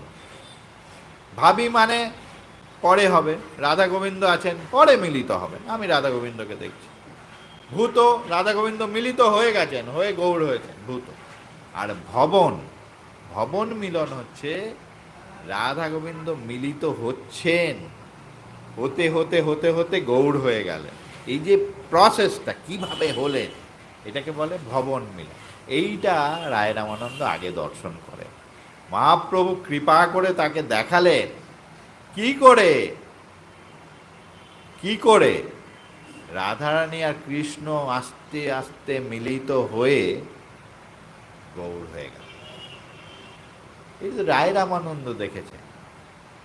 গুরু মহারাজজি সেই কথা লিখেছেন, তিনি কি করে জানলেন, তিনিও ধ্যানে দর্শন করেছেন, তিনি দর্শন করেছেন বলে আমাদের সেটা লিখে জানাবেন। তো কি করে হলো, এই যে সেইখানেই বলছেন যে রাধা গোবিন্দের মধ্যে মিলনটা কিভাবে। গুরু মহারাজজি বলছেন রাধা গোবিন্দের মধ্যে মিলনটা, আমাদের যেমন ইন্দ্রিয় আছে, গুরু মহারাজজির কথা, আমাদের ইন্দ্রিয়, আমাদের চোখ আছে, কান আছে, ত্বক আছে, রাধা গোবিন্দের ইন্দ্রিয়গুলো প্রত্যেকটা ইন্দ্রিয়ের কাজ, মানে চোখ দিয়ে শোনে, কান দিয়ে দেখে, এরকম সব ইন্দ্রিয় দিয়ে সব ইন্দ্রিয়ের কাজ রাধা গোবিন্দ, তাদের মিলনটা সর্ব অঙ্গে হয়। এই যে আমরা বললাম কি হরে কৃষ্ণ মহামন্ত্রটা রাধা গোবিন্দের মধ্যে আলাপ, এই দুজনের যখন প্রেমাবেশে কুঞ্জলীলায় নিজের কাছাকাছি আসেন, তাদের মধ্যে এই আলাপ চলতে থাকে। কৃষ্ণ প্রেমভরে রাধারানীকে ডাকেন, রাধারানী প্রেমভরে কৃষ্ণ, এই ডাকতে ডাকতে ডাকতে যাকে যখন নিকটস্থ হন, রাধারানীর লোমকূপে কৃষ্ণ প্রবিষ্ট, রাধারানীর লোমকূপে কৃষ্ণ প্রবিষ্ট হয়ে গৌর। এই যে অভূতপূর্ব মিলন, গুরু মহারাজজি বলছেন এটা কোনো প্রাকৃত মানুষে সম্ভব, প্রাকৃত দেহে হয়, আমরা পারবো, কেউ করতে পারবে, কোনো বড় মহাপুরুষ পেরেছে। তারপরেই বলছেন স্বয়ং শিবও পারেননি, চেষ্টা করেছিলেন, অর্ধ নারীশ্বর হয়ে থেমে গেলেন। বলে স্বয়ং শিবও পারেননি, চেষ্টা করেছিলেন, অর্ধ নারীশ্বর হয়ে থেমে গেছে। একমাত্র রাধা গোবিন্দের মধ্যে এই অপ্রাকৃত মিলন সম্ভব।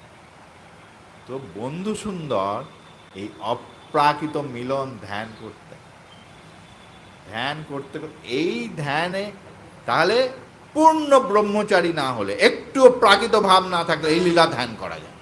একটুও প্রাকৃত ভাব থাকলে কারো মধ্যে এই লীলা ধ্যান করে। এই জন্য বলছেন পূর্ণ ব্রহ্মচর্যে প্রতিষ্ঠিত হয়েই তবে রাসলীলা শ্রবণ করতে বা রাসলীলা ব্যাখ্যা করতে, নাহলে অধিকার জন্মে। প্রভু পূর্ণ ব্রহ্ম, কিন্তু স্বয়ং ভগবান, তার কিসের ব্রহ্ম, কিন্তু আচরণ করে আমাদের দেখিয়েছেন পূর্ণ ব্রহ্মচারী হয়ে তিনি রাধা গোবিন্দের লীলা আস্বাদন করতেন। এবং যখন তিনি কি করতেন, বিপরীত ভাব আস্বাদন করতেন।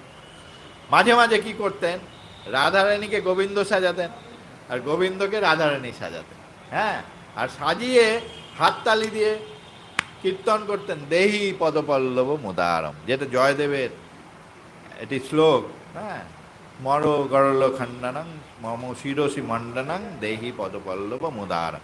অর্থাৎ রাধারানী মান করেছেন শ্রীকৃষ্ণ, গিয়ে তার মস্তক শ্রী রাধারানীর চরণে দিয়ে ক্ষমা মান প্রশমন ভিক্ষা করছেন। এটি জয়দেব লিখে, জয়দেব এটা লিখতে পারেননি, সেই কাহিনী আপনারা জানেন যে স্বয়ং শ্রীকৃষ্ণ রাধারানীর চরণে মস্তক দেবেন, জয়দেব লিখতে পারেননি, কলমটা রেখে স্নান করতে চলে গেছে, ভগবান স্বয়ং এসে পদটা পূর্ণ করে দিলেন।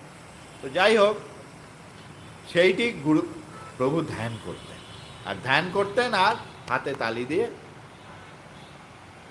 তো ওই লীলাটা কে দেখতেন, দেখতেন দিদি দিগম্বরী, তিনি এই লীলাটা দেখতেন। তো গুরু মহারাজজি কিন্তু দিগম্বরী দেবীর সঙ্গ করেছেন। গুরু মহারাজজি যখন খুব বালক ব্রহ্মচারী, যখন ফরিদপুর শ্রীঅঙ্গনে গেছেন, তখন তিনি এই তখন দিদিমা বলা হতো, দিদিমা দিগম্বরী দেবী তখন ফরিদপুরে জীবিত ছিলেন। তার কাছে গুরু মহারাজজি শুনেছেন যে প্রভু কিভাবে এই মান লীলাটা আস্বাদন করতেন, একটা অদ্ভুত ভাব ছিল।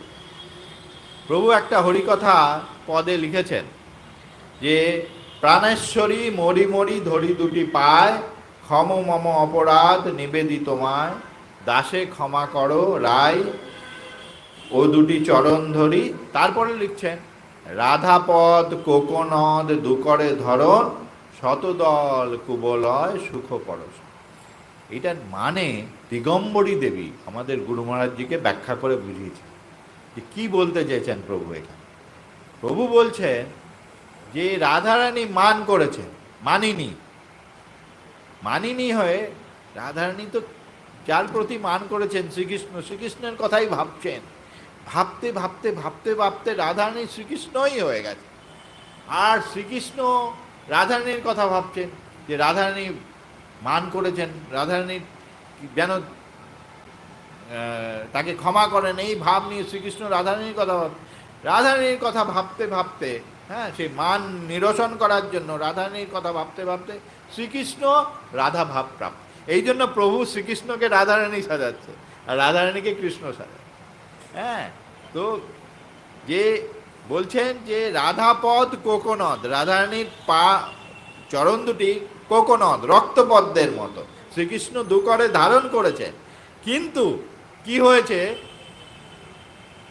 শতদল কুবলয় সুখ পরশন, রাধারানীর যে সেই রক্তবর্ণ চরণ সেটা কুবলয়, অর্থাৎ নীল, শ্রীকৃষ্ণের কথা ভাবতে ভাবতে নীল পদ্ম হয়ে, আর শ্রীকৃষ্ণ রাধারানীর কথা ভাবতে ভাবতে স্বর্ণবর্ণ পায়।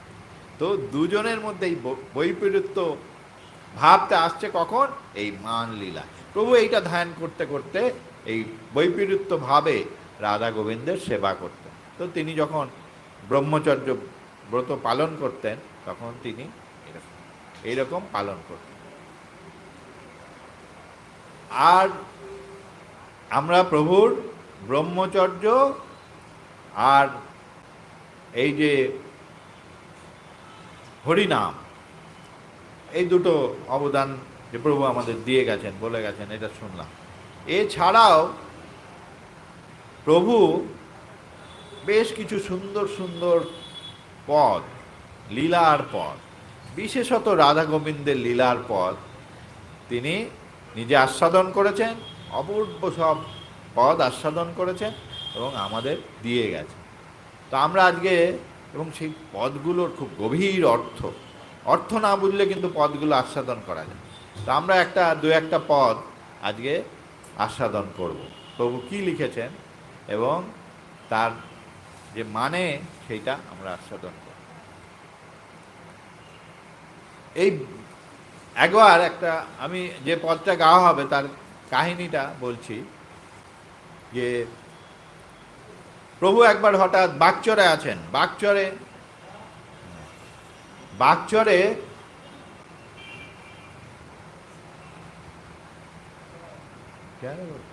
চেয়ার দেবে,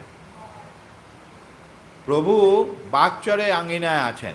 সেখানে প্রভু তো অনেক কীর্তনের দল তৈরি করেছেন, তারা কীর্তন করে। এবার প্রভু একবার তাদের বলেছেন যে এই বিকালে টহল দেবে। সাধারণত আমাদের টহল কীর্তনটা সকালে হয়, তো প্রভু বলছেন যে বিকালে টহল দেবে। বিকালে যখন টহল দিতে হবে, বিকালে টহলের তো কোনো গান নেই প্রভুর রচনা করা। প্রভুর একজন খুব অন্তরঙ্গ সেই সময় ভক্ত ছিল হরিচরণ আচার্য। প্রভু তাকে মধুমঙ্গল বলে ডাকতেন, ব্রজের সখা মধুমঙ্গল এই নামে। তার মধ্যে সেই ভক্তের আবেশ ছিল নিশ্চয়ই, প্রভু সেই নামে ডাকতেন, মধুমঙ্গল বলে প্রভু তাকে ডাকতেন। তো ভক্তরা, একজন ভক্ত এই মধুমঙ্গলকে বলে, যাও প্রভুর কাছে গিয়ে একটা, প্রভু তো বিকেলে টহল দিতে বলেছে, তাহলে বিকেলে টহলে কি গান গাইব, একটা গান প্রভুকে দিয়ে রচনা করি। মধুমঙ্গল দুপুরবেলা, বিকেলে টহল দেবে দুপুরবেলা প্রভুর কাছে এসে, দুপুরে মানে প্রভুর প্রসাদ পাওয়ার পরে এসে দেখছে প্রভু একটা ইজি চেয়ারে প্রায় শুয়ে আছেন, অর্ধ নিমিলিত আঁখি, একেবারে ভাববিহ্বল হয়ে আছে। প্রভুকে আর সে কথা বলার সাহস পেল না, চলে গেল। গিয়ে আবার বিকেলে এসছে, বিকেলেও দেখে ওই রকমই অবস্থা, একটু প্রভুর চেতনা আসছে কিন্তু ভাববিহ্বলই আছে। কিন্তু প্রভু তাকে দেখেছেন, প্রভু দেখে তাকে চোখ দিয়ে ইঙ্গিত করলেন, বস এখানে আমার পাশে বস। প্রভু বসতে বললেন, ও চোখ মুজে বসার। একটু পরে প্রভু বললেন, জয় নিতাই বলে, প্রভু জয় নিতাই বলছে, চোখ খুলে প্রভু এরকম ইঙ্গিত করছেন, দেখ সামনে দেখ।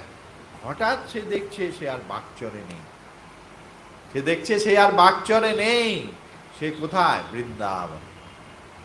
বৃন্দাবনে গোষ্ঠলীলা, ফেরা গোষ্ঠ হচ্ছে, উত্তর গোষ্ঠ। শ্রীকৃষ্ণ সব আনন্দ করতে করতে সেই বাছুরদের নিয়ে ফিরছেন, হ্যাঁ। আর সামনে উজ্জ্বল সখা, হ্যাঁ, রয়েছেন সুবল মধুমঙ্গল, পাশে রয়েছেন বলরাম, এই সব সখাদের নিয়ে শ্রীকৃষ্ণ আনন্দ করতে করতে আসছেন। সেই পুরো, আর সেই গোধূলিতে ধূসরিত অন্ধকার হয়ে গেছে, হ্যাঁ, বৃন্দাবন। সে সব সে দেখছে, দেখতে দেখতে দেখতে এই তারা যখন এগিয়ে এলেন, জাবট, এখানে রাধারানীর শ্বশুর বাড়ি, যে জাবটের যে গেট, যে দরজা, জাবটের যে তোরণ, সেখানে রাধারানী দাঁড়িয়ে আছেন, আর শ্রীকৃষ্ণ বাঁশি বাজাচ্ছেন। সেই বাঁশির স্বর শুনে রাধারানী ছুটে এসছেন, ছুটে এসে রাধারানী সেখানে দাঁড়িয়ে আছেন, একজন সখীর গায়ে ভর দিয়ে দাঁড়িয়ে আছেন। শ্রীকৃষ্ণকে এই পুরো লীলা মধুমঙ্গল দর্শন করে ভাব প্রভু বলে একদম অজ্ঞান হয়ে গেল। এইরকম লীলা একটা দর্শন করে সাধারণ মানুষ সহ্য করতে পারে? প্রভু বলে অজ্ঞান হয়ে গেছে। এই তো বিকেলে এই ঘটনা ঘটেছে। তারপরে সন্ধ্যা হয়ে গেছে, ভক্তের দল এসছে, আরতি করেছে, আরতি কীর্তন শেষ হয়ে গেছে, তখনও মধুমঙ্গলের জ্ঞান ফেরে। প্রভু তারপর তাকে স্পর্শ করে জ্ঞান ফিরিয়েছে। জ্ঞান ফিরিয়ে প্রভু একটা গান, হ্যাঁ, তাকে লিখে কাগজটা তাকে দিলেন। তো সেই গানটা প্রভু তাকে পড়তে বললেন, বলে গানটা পড়ে দেখ কি লিখেছি। সে দেখে, যা সে লীলাটা দেখেছে সেই লীলাটার উপরে একটা গান প্রভু লিখেছে। পড়ে সে আবার বিহ্বল হয়ে গেছে, মানে আবার তার যেন জ্ঞান হারিয়ে যাচ্ছে। প্রভু আবার স্পর্শ করেছেন। তখন ও প্রভুকে বলছে, প্রভু আপনি কি করলেন, আমি কি হলো, আমি লীলা দেখলাম, মানে ও তো ভাবতে পারছে না যে ও লীলা দর্শন করলো, হ্যাঁ, সাক্ষাৎ বৃন্দাবনের লীলা দর্শন। আপনি কি কৃপা করলেন, আমি লীলা দর্শন করলাম, এই কথা বলছি। প্রভু বলছেন, চুপ, কাউকে বলবি না, গানটা লিখে দিয়েছি, কাল থেকে এই যে দেখলি এইভাবে টহল। তারপর দিন থেকে এই হরিচরণ আচার্য অর্থাৎ মধুমঙ্গল বাগচরের সব ভক্তদের নিয়ে বিকালে সেই টহল কীর্তন করতো। আর সেই লীলা যখনই সে কীর্তন করতো, সেই লীলা চোখের সামনে দেখে আর অশ্রু ধারায় ভাসত। এই গানটার বিশেষত্ব হচ্ছে পুরো গানটা শ্রীকৃষ্ণ সম্মান, কৃষ্ণের সম্মান, কিন্তু কৃষ্ণ কথাটা কোথাও নেই। অপূর্ব গান, আপনারা আস্বাদন করুন। সুস্মিতা গেয়ে শোনাবে। প্রদোষয়ম্বর প্রফুল্লয়ন্তর চপল চঞ্চল মতি। প্রদোষয়ম্বর প্রফুল্লয়ন্তর চপল চঞ্চল মতি। মুঞ্জন মঞ্জির মন্থলয়ধীর অঞ্জন গঞ্জন কোতি। প্রদোষয়ম্বর প্রফুল্লয়ন্তর চপল চঞ্চল মতি। বামে বলরাম দক্ষিণে শ্রীদাম চৌদিকে গোবৎস পাল। সম্মুখে উজ্জ্বল সুবল মঙ্গল, সম্মুখে উজ্জ্বল সুবল মঙ্গল। পশ্চাতে আর সব রাখাল।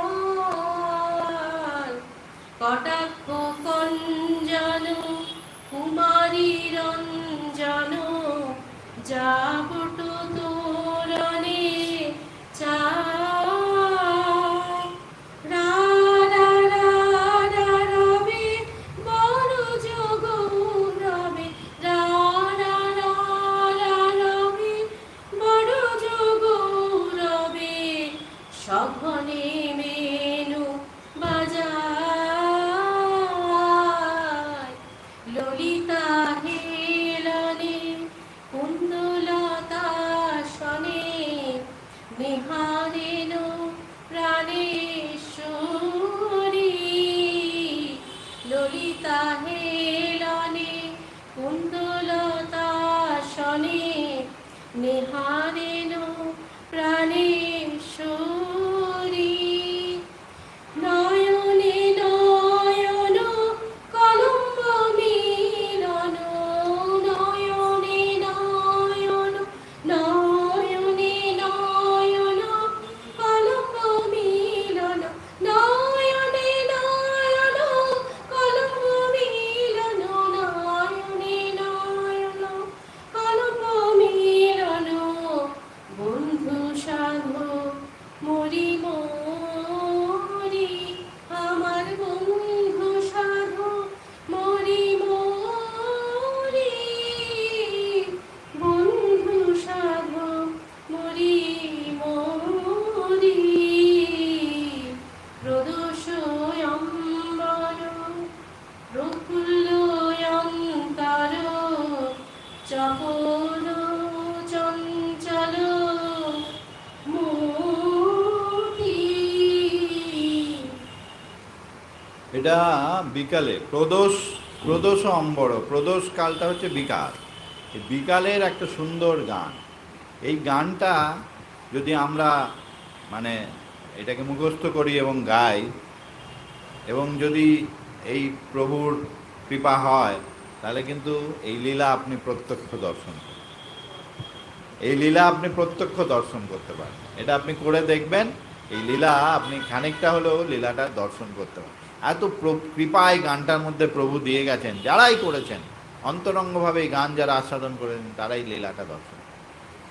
প্রভু বলছেন যে এই গোষ্ঠ যে লীলা হচ্ছে, শ্রীকৃষ্ণ যে আসছেন এমনি আসছেন না, চপল ও চঞ্চল। তার যে সব সখাদের সাথে নানা রকম যেরকম হয় না চঞ্চল মতি, তারা নানা রকম ঠাট্টা, তারা আলাপ আলোচনা মস্করা করতে করতে আসছেন, চপল চঞ্চল হয়ে আসছেন, এমনি আসছেন। আর মুঞ্জন মঞ্জির মন্থর অধীর খঞ্জনগণ, আর যে আসছেন, যে প্রভু যে আসছেন, গোবিন্দ যে আসছেন, তার আসার যে ঢংটা বলছেন খঞ্জনগণ।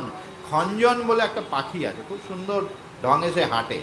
খঞ্জন গঞ্জন, সে পাখির যে যে হাঁটার যে ধরন, তার থেকেও সুন্দরভাবে গোবিন্দ আসছে। আর কে কে আছেন? তার বাম দিকে বলরাম আছেন, ডান দিকে শ্রীদাম আছেন, আর সামনে আছেন উজ্জ্বল সখা, সুবল মঙ্গল। উজ্জ্বল সখা কাকে বলে? সখাদের মধ্যে আবার অনেক ভাব আছে। উজ্জ্বল সখা তারা যারা গোবিন্দের সাথে রাধারানীর মিলনের দৌত্যের কাজ করে, এই জন্য তারা সামনে আছে, যে রাধারানীকে আগাম জানান দেবেন গোবিন্দ আসছেন। সেই জন্য তারা সামনে সামনে যাচ্ছেন, অনেক আগে আগে যাচ্ছেন। হ্যাঁ, সম্মুখে উজ্জ্বল সুবল মঙ্গল, আর সব রাখালরা পেছনে, পশ্চাতে সব রাখাল। কটাক্ষ কঞ্জন কুমারী রঞ্জন, যার কটাক্ষে সারা সমস্ত কুমারীরাই মোহিত হয়ে যায়। সেই গোবিন্দ যাবট, অর্থাৎ যেখানে রাধারানীর গৃহ, সেই যাবট গ্রামের যে তোরণ এসে তিনি তাকাচ্ছেন, রাধারানী আছেন কিনা দেখার জন্য তাকাচ্ছেন। আর কি করছেন? রা রা রা রা রবে ব্রজের যিনি গৌরব অর্থাৎ শ্রীকৃষ্ণ, তিনি বাঁশি বাজাচ্ছেন। বাঁশিতে কি স্বর উঠছে? রা রা, রাধারানীর নাম উঠছে বাঁশিতে স্বর। আর এই বাঁশির স্বর শুনে রাধারানী তো দাঁড়িয়েছিলেন, ললিতা হেলনে কুন্দলতা আসনে। রাধারানী আর দাঁড়িয়ে থাকতে পারছেন না, তিনি দাঁড়িয়ে থাকতে, তার মধ্যে এমন প্রেমের বিকাশ হচ্ছে যে তিনি আর দাঁড়িয়ে থাকতে পারছেন না। ললিতা হেলনে, তার সাথে হেলান দিয়ে দাঁড়াতে হচ্ছে, নালে পড়ে যাবে। রাধারানী মহাভাবগ্রস্ত হয়ে গেছে। এই সময় কি হচ্ছে? নয়নে নয়ন, বলরাম আছেন, কাছে যাওয়া যাবে না, দাদা আছেন, তাই মিলন কিভাবে হচ্ছে? নয়নে নয়ন কলম্ব মিলন, ক্ষণিক মিলন হচ্ছে নয়নে নয়নে। বন্ধু সাধ, এই লীলা দর্শন করে বন্ধু সুন্দর প্রেমে ভেসে যাচ্ছে। এই অপূর্ব পদ প্রভু রচনা করে। তো রস সহকারে ভক্তি ভরে এই গান নৃত্য করলে আপনারাও লীলা দর্শন। প্রভু এরম সব পদ রচনা করে, সাক্ষাৎ লীলা আপনারা দর্শন। এরম প্রভুর অনেক পদ আছে, আজ তো সব আস্বাদন করা সম্ভব না, কিন্তু আমরা চেষ্টা করব পরবর্তীও আস্তে আস্তে প্রভুর পদগুলি আস্বাদন করলে কিন্তু সাক্ষাৎ লীলা, ব্রজের লীলা, গৌড়ের লীলা, এগুলো সান্নিধ্য, হয়তো সাক্ষাৎ দর্শন না, লীলার সান্নিধ্য উপভোগ করা। মন অনেক উচ্চ গ্রামে, লীলার তত্ত্ব খানিকটা খানিকটা তখন বোঝা যায়। প্রভুর আরেকজন ভক্ত ছিল,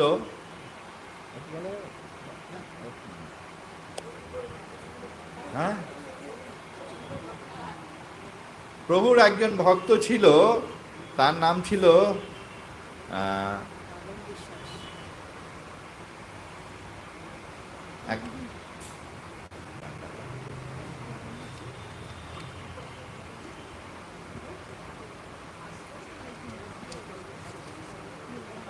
কোথায়,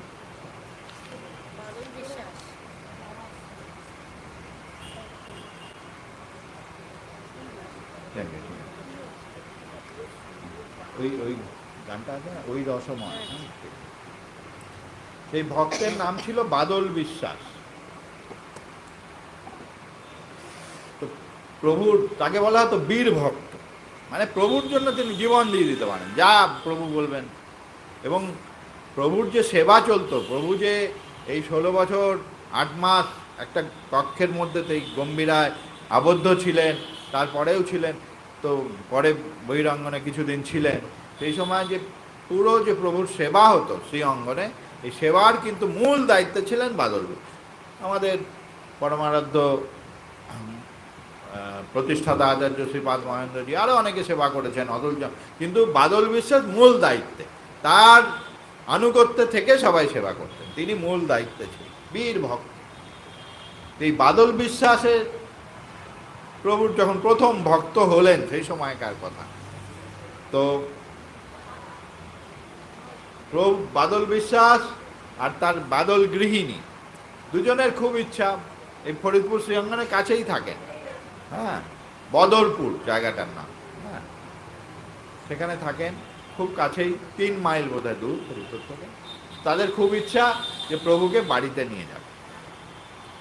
প্রভু বলছেন, দেখুন প্রভু কীরকম তিনি কৃপা করেন ভক্তদের। প্রভু বলছেন, যদি নিরামিষ খাও তবে যাও, প্রভু বলছেন যদি নিরামিষ খাও তাহলে যাব। তখন বাদল বলছেন প্রভু প্রায় তো নিরামিষ খাই, মাংস তো বহুকাল খাই না, মাছটাও খাওয়া ছেড়ে দিয়েছি, কিন্তু ইলিশ মাছের প্রতি কি যে একটা লোভ, ওইটা আর ছাড়তে পারি না প্রভু।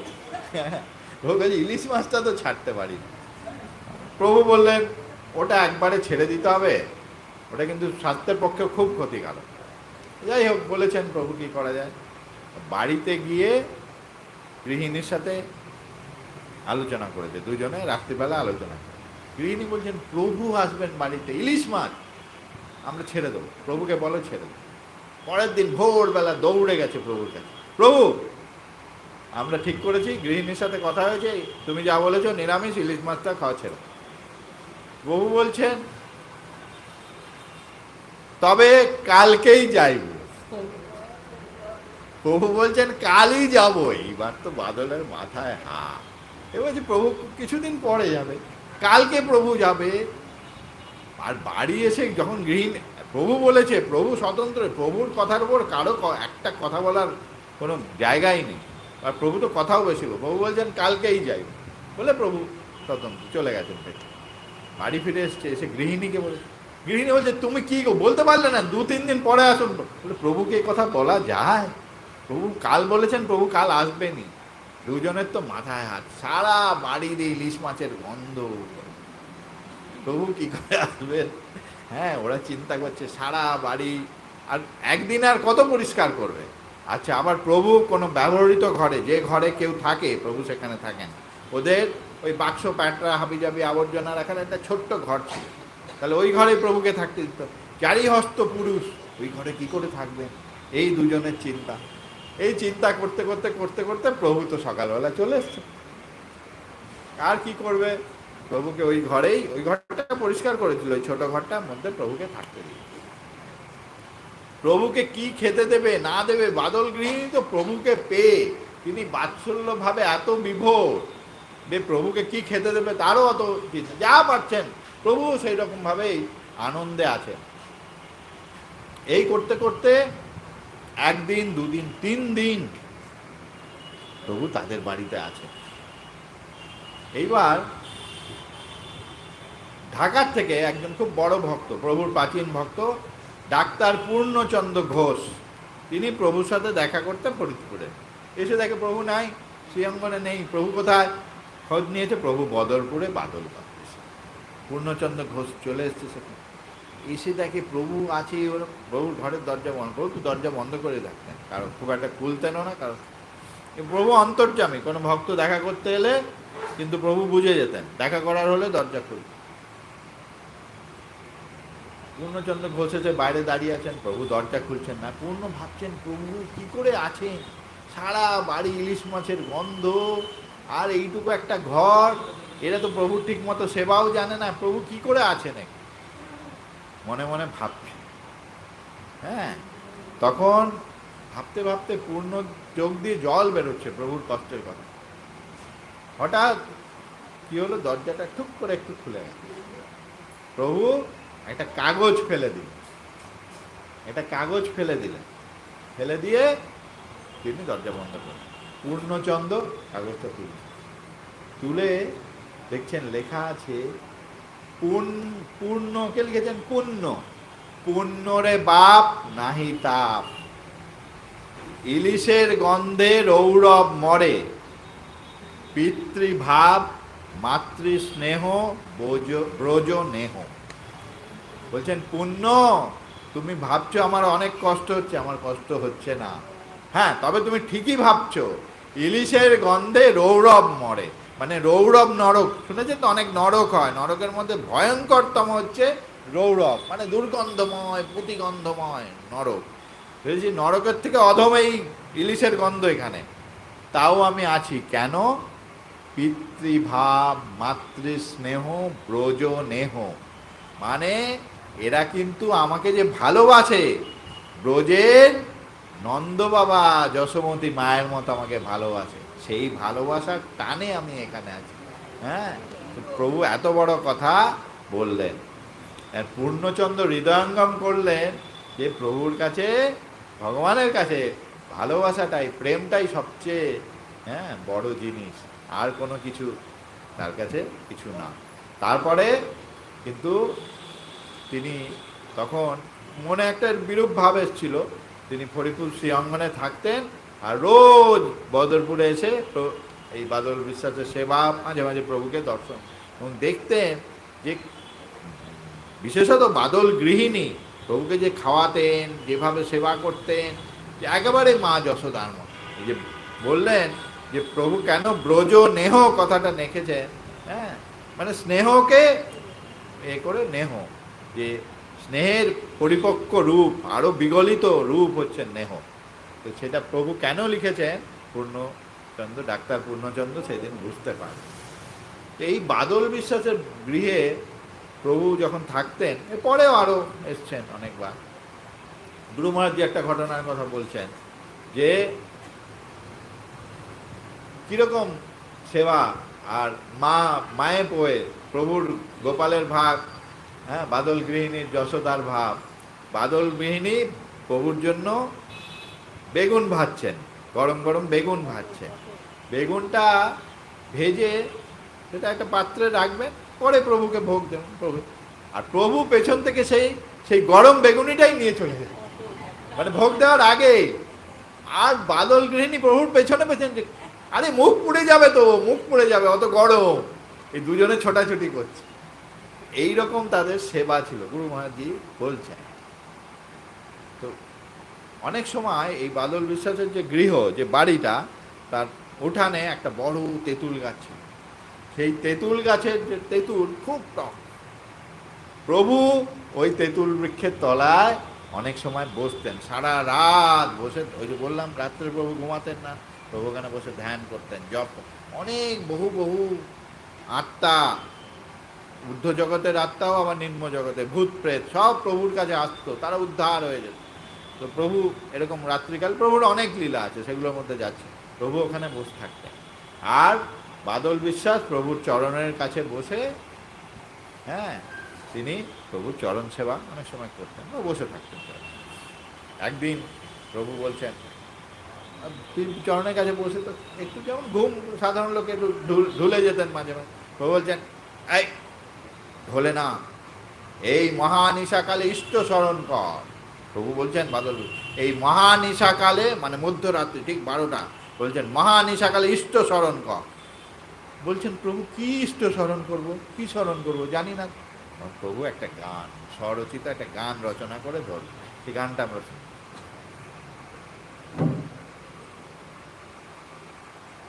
ওই রসময় কিশোরী সনে বসিয়ে হেসে কথা কয় মা। ওই রসময় কিশোরী সনে বসিয়ে হেসে কথা কয় মা। ওই রসময় নিধু মনে আকাশনে নিশিখ সময় মা। ওই নিধু বনে আকাশনে নিশিখ সময় মা। ওই রসময় শ্যামনীল কান্ত মণি, শ্যামনীল কান্ত মণি রাই কনক বরণী মা।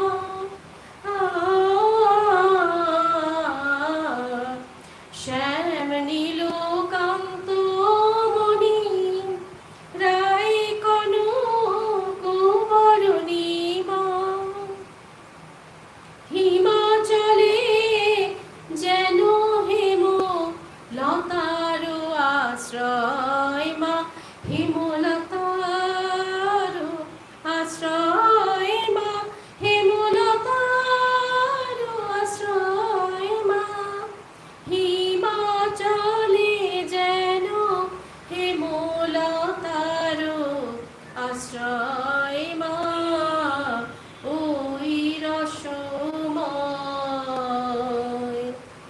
সুখময় বৃন্দাবন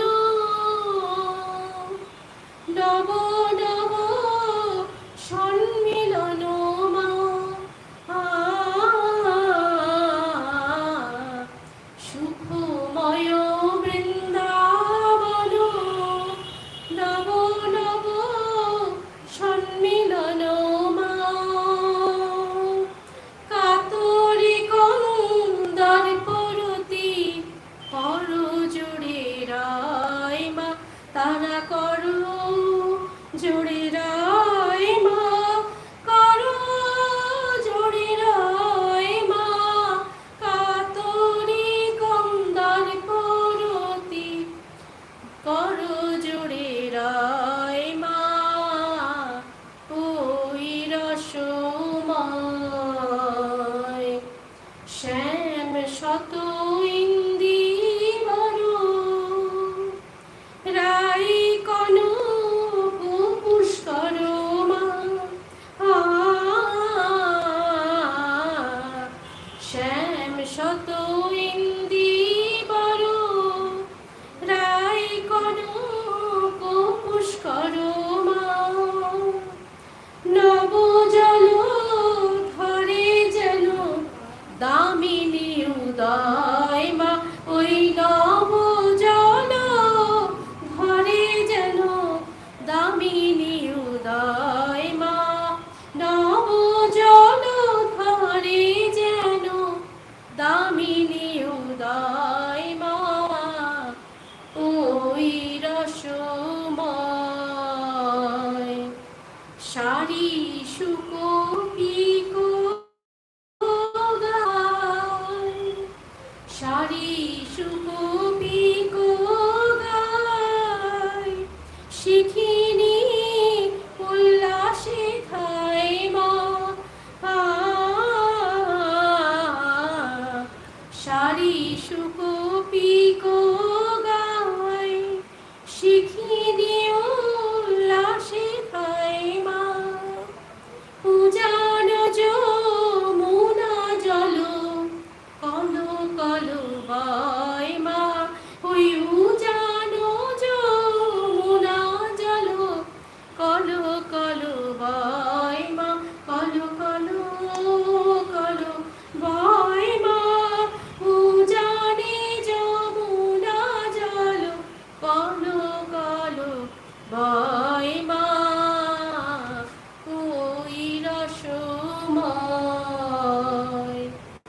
কুঞ্জে যুগল কিশোর কেলি রসা বেশে ভোর মা কুঞ্জে যুগল কিশোর কেলি রসা বেশে ভোর মা বন্ধু ঘনে সখী গণে বলে যায় জয় মা বন্ধু ঘনে সখী গণে বলে যায় জয় মা জয় জয় বলে জয় জয় বলে রাধে জয় রাধে জয় রাধে জয় বলে আমার বন্ধু ঘনে সখী গণে বলে জয় জয় মা ওই রসময় কিশোরী শনে বসিয়ে হেসে কথা কয় মা ওই রসময় আমরা মধ্যরাত্রের লীলা, আমরা যেমন বিকালের একটা শুনলাম পদ, মধ্যরাত্রের রাধা গোবিন্দের অপ্রাকৃত লীলা নিকুঞ্জে, তার উপর প্রভু এই পদটি লিখেছেন। কি সুন্দর পদ! আমরা নিধুবনে একাসনে এক আসনে যুগল কিশোর তারা প্রেমালাপ করছেন, এবং কি সুন্দর যে অপ্রাকৃত তাদের রূপ, সেই রূপটা তো ধ্যান করতে হবে, রূপটা দর্শন করতে গেলে তো ধ্যান করতে হবে। বলছেন শ্যাম নীলকান্ত মণি, শ্যামের যে দেহ সেটা আমাদের মতো ওপেক, মানে ইংরেজিতে ওপেক বলে, মানে ট্রান্সপারেন্ট দেহ। নীলকান্ত মণির মতো তা উজ্জ্বল জল করছে, ট্রান্সপারেন্ট দেহ। আর রাই কনক বর্ণ, রাইয়ের বর্ণ কি সোনা, গলিত সোনার বর্ণ। হিমাচলে যেন হেমলতার হিমাচল পর্বত, হিমাচল যে পর্বত, সেই পর্বতের গায়ে, পর্বত মানে এখানে মানে সেই শুভ্র পর্বত না, এখানে পর্বত বলতে হিমাচল পাহাড়, যেখানে শ্যামবর্ণ, তার গাছগাছালিতে দূর থেকে শ্যামবর্ণ দেখছে, সেই পর্বতের উপরে যেন হেমলতা। হ্যাঁ, রাধারানী হচ্ছেন একটা সোনার বরণের একটা লতা, যেন তাকে জড়িয়ে ধরেছে এরকম। অর্থাৎ এখানে বোঝা যাচ্ছে যে শ্যামসুন্দর রাধারানী আলিঙ্গিত রয়েছে। হ্যাঁ, সুখময় ও বৃন্দাবন নব নব সন্মিল। এই যে সুখময় বৃন্দাবন, এই বৃন্দাবনে রাধা গোবিন্দের যে সন্মিলন, যে মিলন বারবার হয়, এরকম না একবারই হচ্ছে, প্রত্যেক দিনই নানাভাবে। এই যে রাসলীলা আমরা শুনি, যেটা ভাগবতে বর্ণনা আছে, এটা একটা বিশেষ বর্ণনা, এটা বিশেষ দিনে হয়েছে। কিন্তু রাধা গোবিন্দের নিত্য রাস হয়, নিত্য তাদের মিলন হয়, তাই না? তো সেই কথা বলছেন, নব নব সন্মিলন কাতরে কন্দর্পরতি করজোরে রয়মা। এই যে রাধা গোবিন্দের যে মিলন, এর মধ্যে কোনো প্রাকৃত ভাবের প্রবেশ নেই। ওই যে কন্দর্প আর রতি, অর্থাৎ কামদেব আর তার স্ত্রী রতি, এরা দুজনেই এক সেখানে লুটিয়ে রয়েছে। যে এইটা আমাদের রাজ্যের বাইরে, এই লীলা আমাদের প্রাকৃত যে কামভাবের বাইরে লীলা। এখানে কামনা বাসনার কোনো স্থান নেই, প্রাকৃত কামনা বাসনার কোনো স্থান। এই জন্য কাতরে কন্দর্পরতি করজোরে রয়মা, এটা একটা অনুশাসন বাক্য, এটা একটা সাবধান বাক্য। যে এই লীলা যখন স্মরণ করছো, এই লীলা যখন গান করছো, তখন কন্দর্প আর রতি তোমার মনের মধ্যেও তো আছে, তাদেরকে দূরে সরিয়ে রেখে এই লীলা আস্বাদন। শ্যাম শত ইন্দিবর রাই কনক পুষ্করমা। ইন্দিবর মানে পদ্ম, আর পুষ্কর মানেও পদ্ম। শ্যাম হচ্ছেন তিনি নীলবর্ণের পদ্ম, আর রাধারানী হচ্ছেন স্বর্ণবর্ণের পদ্ম। পুষ্কর মানেও পদ্ম, ইন্দিবর মানেও পদ্ম। নব জল ধরে যেন দামিনী।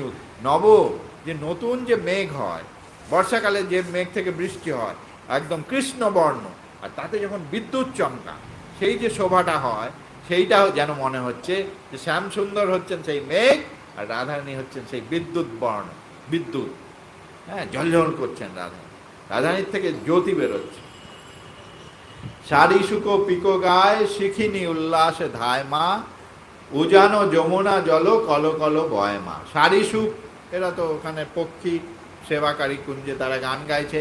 আর শিখিনি হচ্ছেন ময়ূর, ময়ূরী শিখারি উল্লাসে, সেও মানে ঘুরে বেড়াচ্ছে আর নৃত্য করছে। আর উজান যমুনা জল কল কল, যমুনার জল সে কিন্তু উজানে বইছে, মানে চলে যাচ্ছে না। উজানে কেন বলছে? ঘুরে ঘুরে আসছে। কেন? রাধা গোবিন্দের লীলা দর্শন, রাধা গোবিন্দের লীলা দর্শন করবে বলে যমুনার জল ফিরে যেতে পারছে না, নিচে যেতে পারছে না, ঘুরে ঘুরে উজানে চলে আসে, যে গোবিন্দের, রাধা গোবিন্দের অপ্রাকৃত লীলা দর্শন। হ্যাঁ, সেই জন্য যারা বড় বড় সন্ত সাধু, তারা বলছেন ব্রজে আমরা পশু পক্ষী হব, ব্রজে নদী হব, ব্রজে আমি প্রস্তর হব, গুল্ম হব, রাধা গোবিন্দের লীলা দর্শন করতে হবে। কারণ ইন্দ্রিয়হীন দেহ হলে রাধা গোবিন্দের লীলা দর্শন করে, ইন্দ্রিয় সহ দেহ নিয়ে রাধা গোবিন্দের লীলা দর্শন। বৃক্ষলতা রাধা গোবিন্দের কেন লীলা দর্শন করতে পারে? তারা ইন্দ্রিয়হীন। কিন্তু রাধা গোবিন্দের যখন অপ্রাকৃত লীলা হয়, বৃন্দাবনে কহাবত আছে যে নিধুবনে একটা বাদরও প্রবেশ করলে থাকতে পারে না, মারা যায়। কিন্তু যারা ইন্দ্রিয়হীন, তার মানে কি এই কথাটা, আমার এগুলো সব রূপক, সম্পূর্ণভাবে ইন্দ্রিয়াতীত জগতেই লীলা হচ্ছে। সেখানে ইন্দ্রিয়ের কোনো ভাব যদি নিয়ে কেউ প্রবেশ করে, সেই লীলা আর সে দর্শন করে। সেই জন্য বলছেন উজানো যমুনা জল কল কল বয়মা, কুঞ্জে যুগল কিশোর কেলি রসাবেশে, মিলনের রসাবেশে ভোর মা। তারা বিভোর হয়ে আছেন বন্ধু ভনে। আর এই তাদের আনন্দ আস্বাদন দেখে যুগল কিশোরের সখীরা চারদিকে ঘিরে তারা জয়ধ্বনি করছে। এই একটা অপূর্ব পদ, প্রভু বাদল বিশ্বাসের জন্য রচনা করলেন মধ্যরাত। এরকম মধ্যরাতের আরও অনেক সুন্দর সুন্দর, মধ্যরাত্রিতে রাসমণ্ডলীতে আরতি হচ্ছে রাধা গোবিন্দের, আরাত্রিক, হ্যাঁ, মিলিতাঙ্গ শ্রী রাসমণ্ডলে বলে প্রভুর একটা আরও সুন্দর পদ আছে। যাক, আজকে অত অত পদ আস্বাদন করা যাবে না, আবার পরে যদি কোনো দিন সুযোগ হয়। তবু বন্ধু সুন্দরের এত অপ্রাকৃত পদ লিখে গেছেন, এই পদগুলো আলোচনা করলেই তার কথা আস্বাদন করা যায়। তিনি যা লিখে গেছেন, তিনি যা দিয়ে গেছেন, তিনি আমাদের প্রতি কৃপা করে দিয়ে গেছেন, তিনি যেটা আস্বাদন করেছেন তিনি আমাদের সেটা দিয়ে গেছেন। তো সেইগুলো যদি আমরা চর্চা করি, সেগুলো সবাই গান গাইতে পারেন না, কিন্তু মনে মনেও যদি আমরা গ্রন্থটা কিনে এই পদগুলো গাই, আমরা কিন্তু প্রভুর অভিপ্রেত সেই লীলার সান্নিধ্য পাব, জীবন ধন্য হয়ে যায়। প্রভুর এই অসামান্য অবদান, তার লীলা কীর্তন, হ্যাঁ, এই গ্রন্থটি সংকীর্তন পদামৃত, এই গ্রন্থে এটা পাওয়া যায়। প্রভু সব লেখা কীর্তন তুলে দেবে, এই গ্রন্থে আপনারা পাবেন, আস্বাদন করবেন। হ্যাঁ, এই প্রভুর এই অবদানগুলি, মহাপ্রভু এসে তিনি বিশেষ কিছু লিখে যেতে পারেননি, তিনি কিন্তু প্রভু এসে কৃপা করে আমাদের জন্য এগুলো দিয়ে গেছেন। এইটি দিয়ে গেছেন, হরিকথা দিয়ে গেছেন, চন্দ্রপাত দিয়ে গেছেন, ত্রিকাল গ্রন্থ, এরকম বেশ কিছু তিনি গ্রন্থ নিজে হাতে রচনা করে আস্বাদের জন্য এই জগৎজীবকে, কলিযুগের কলিহত জীবের জন্য লিখে রেখে গেছেন। আমাদের কাজ এগুলোকে আস্বাদন করা, তাহলেই কিন্তু প্রভুর কৃপা আমাদের মধ্যে বসে। এই বলে প্রভুর প্রতি অনেক অনেক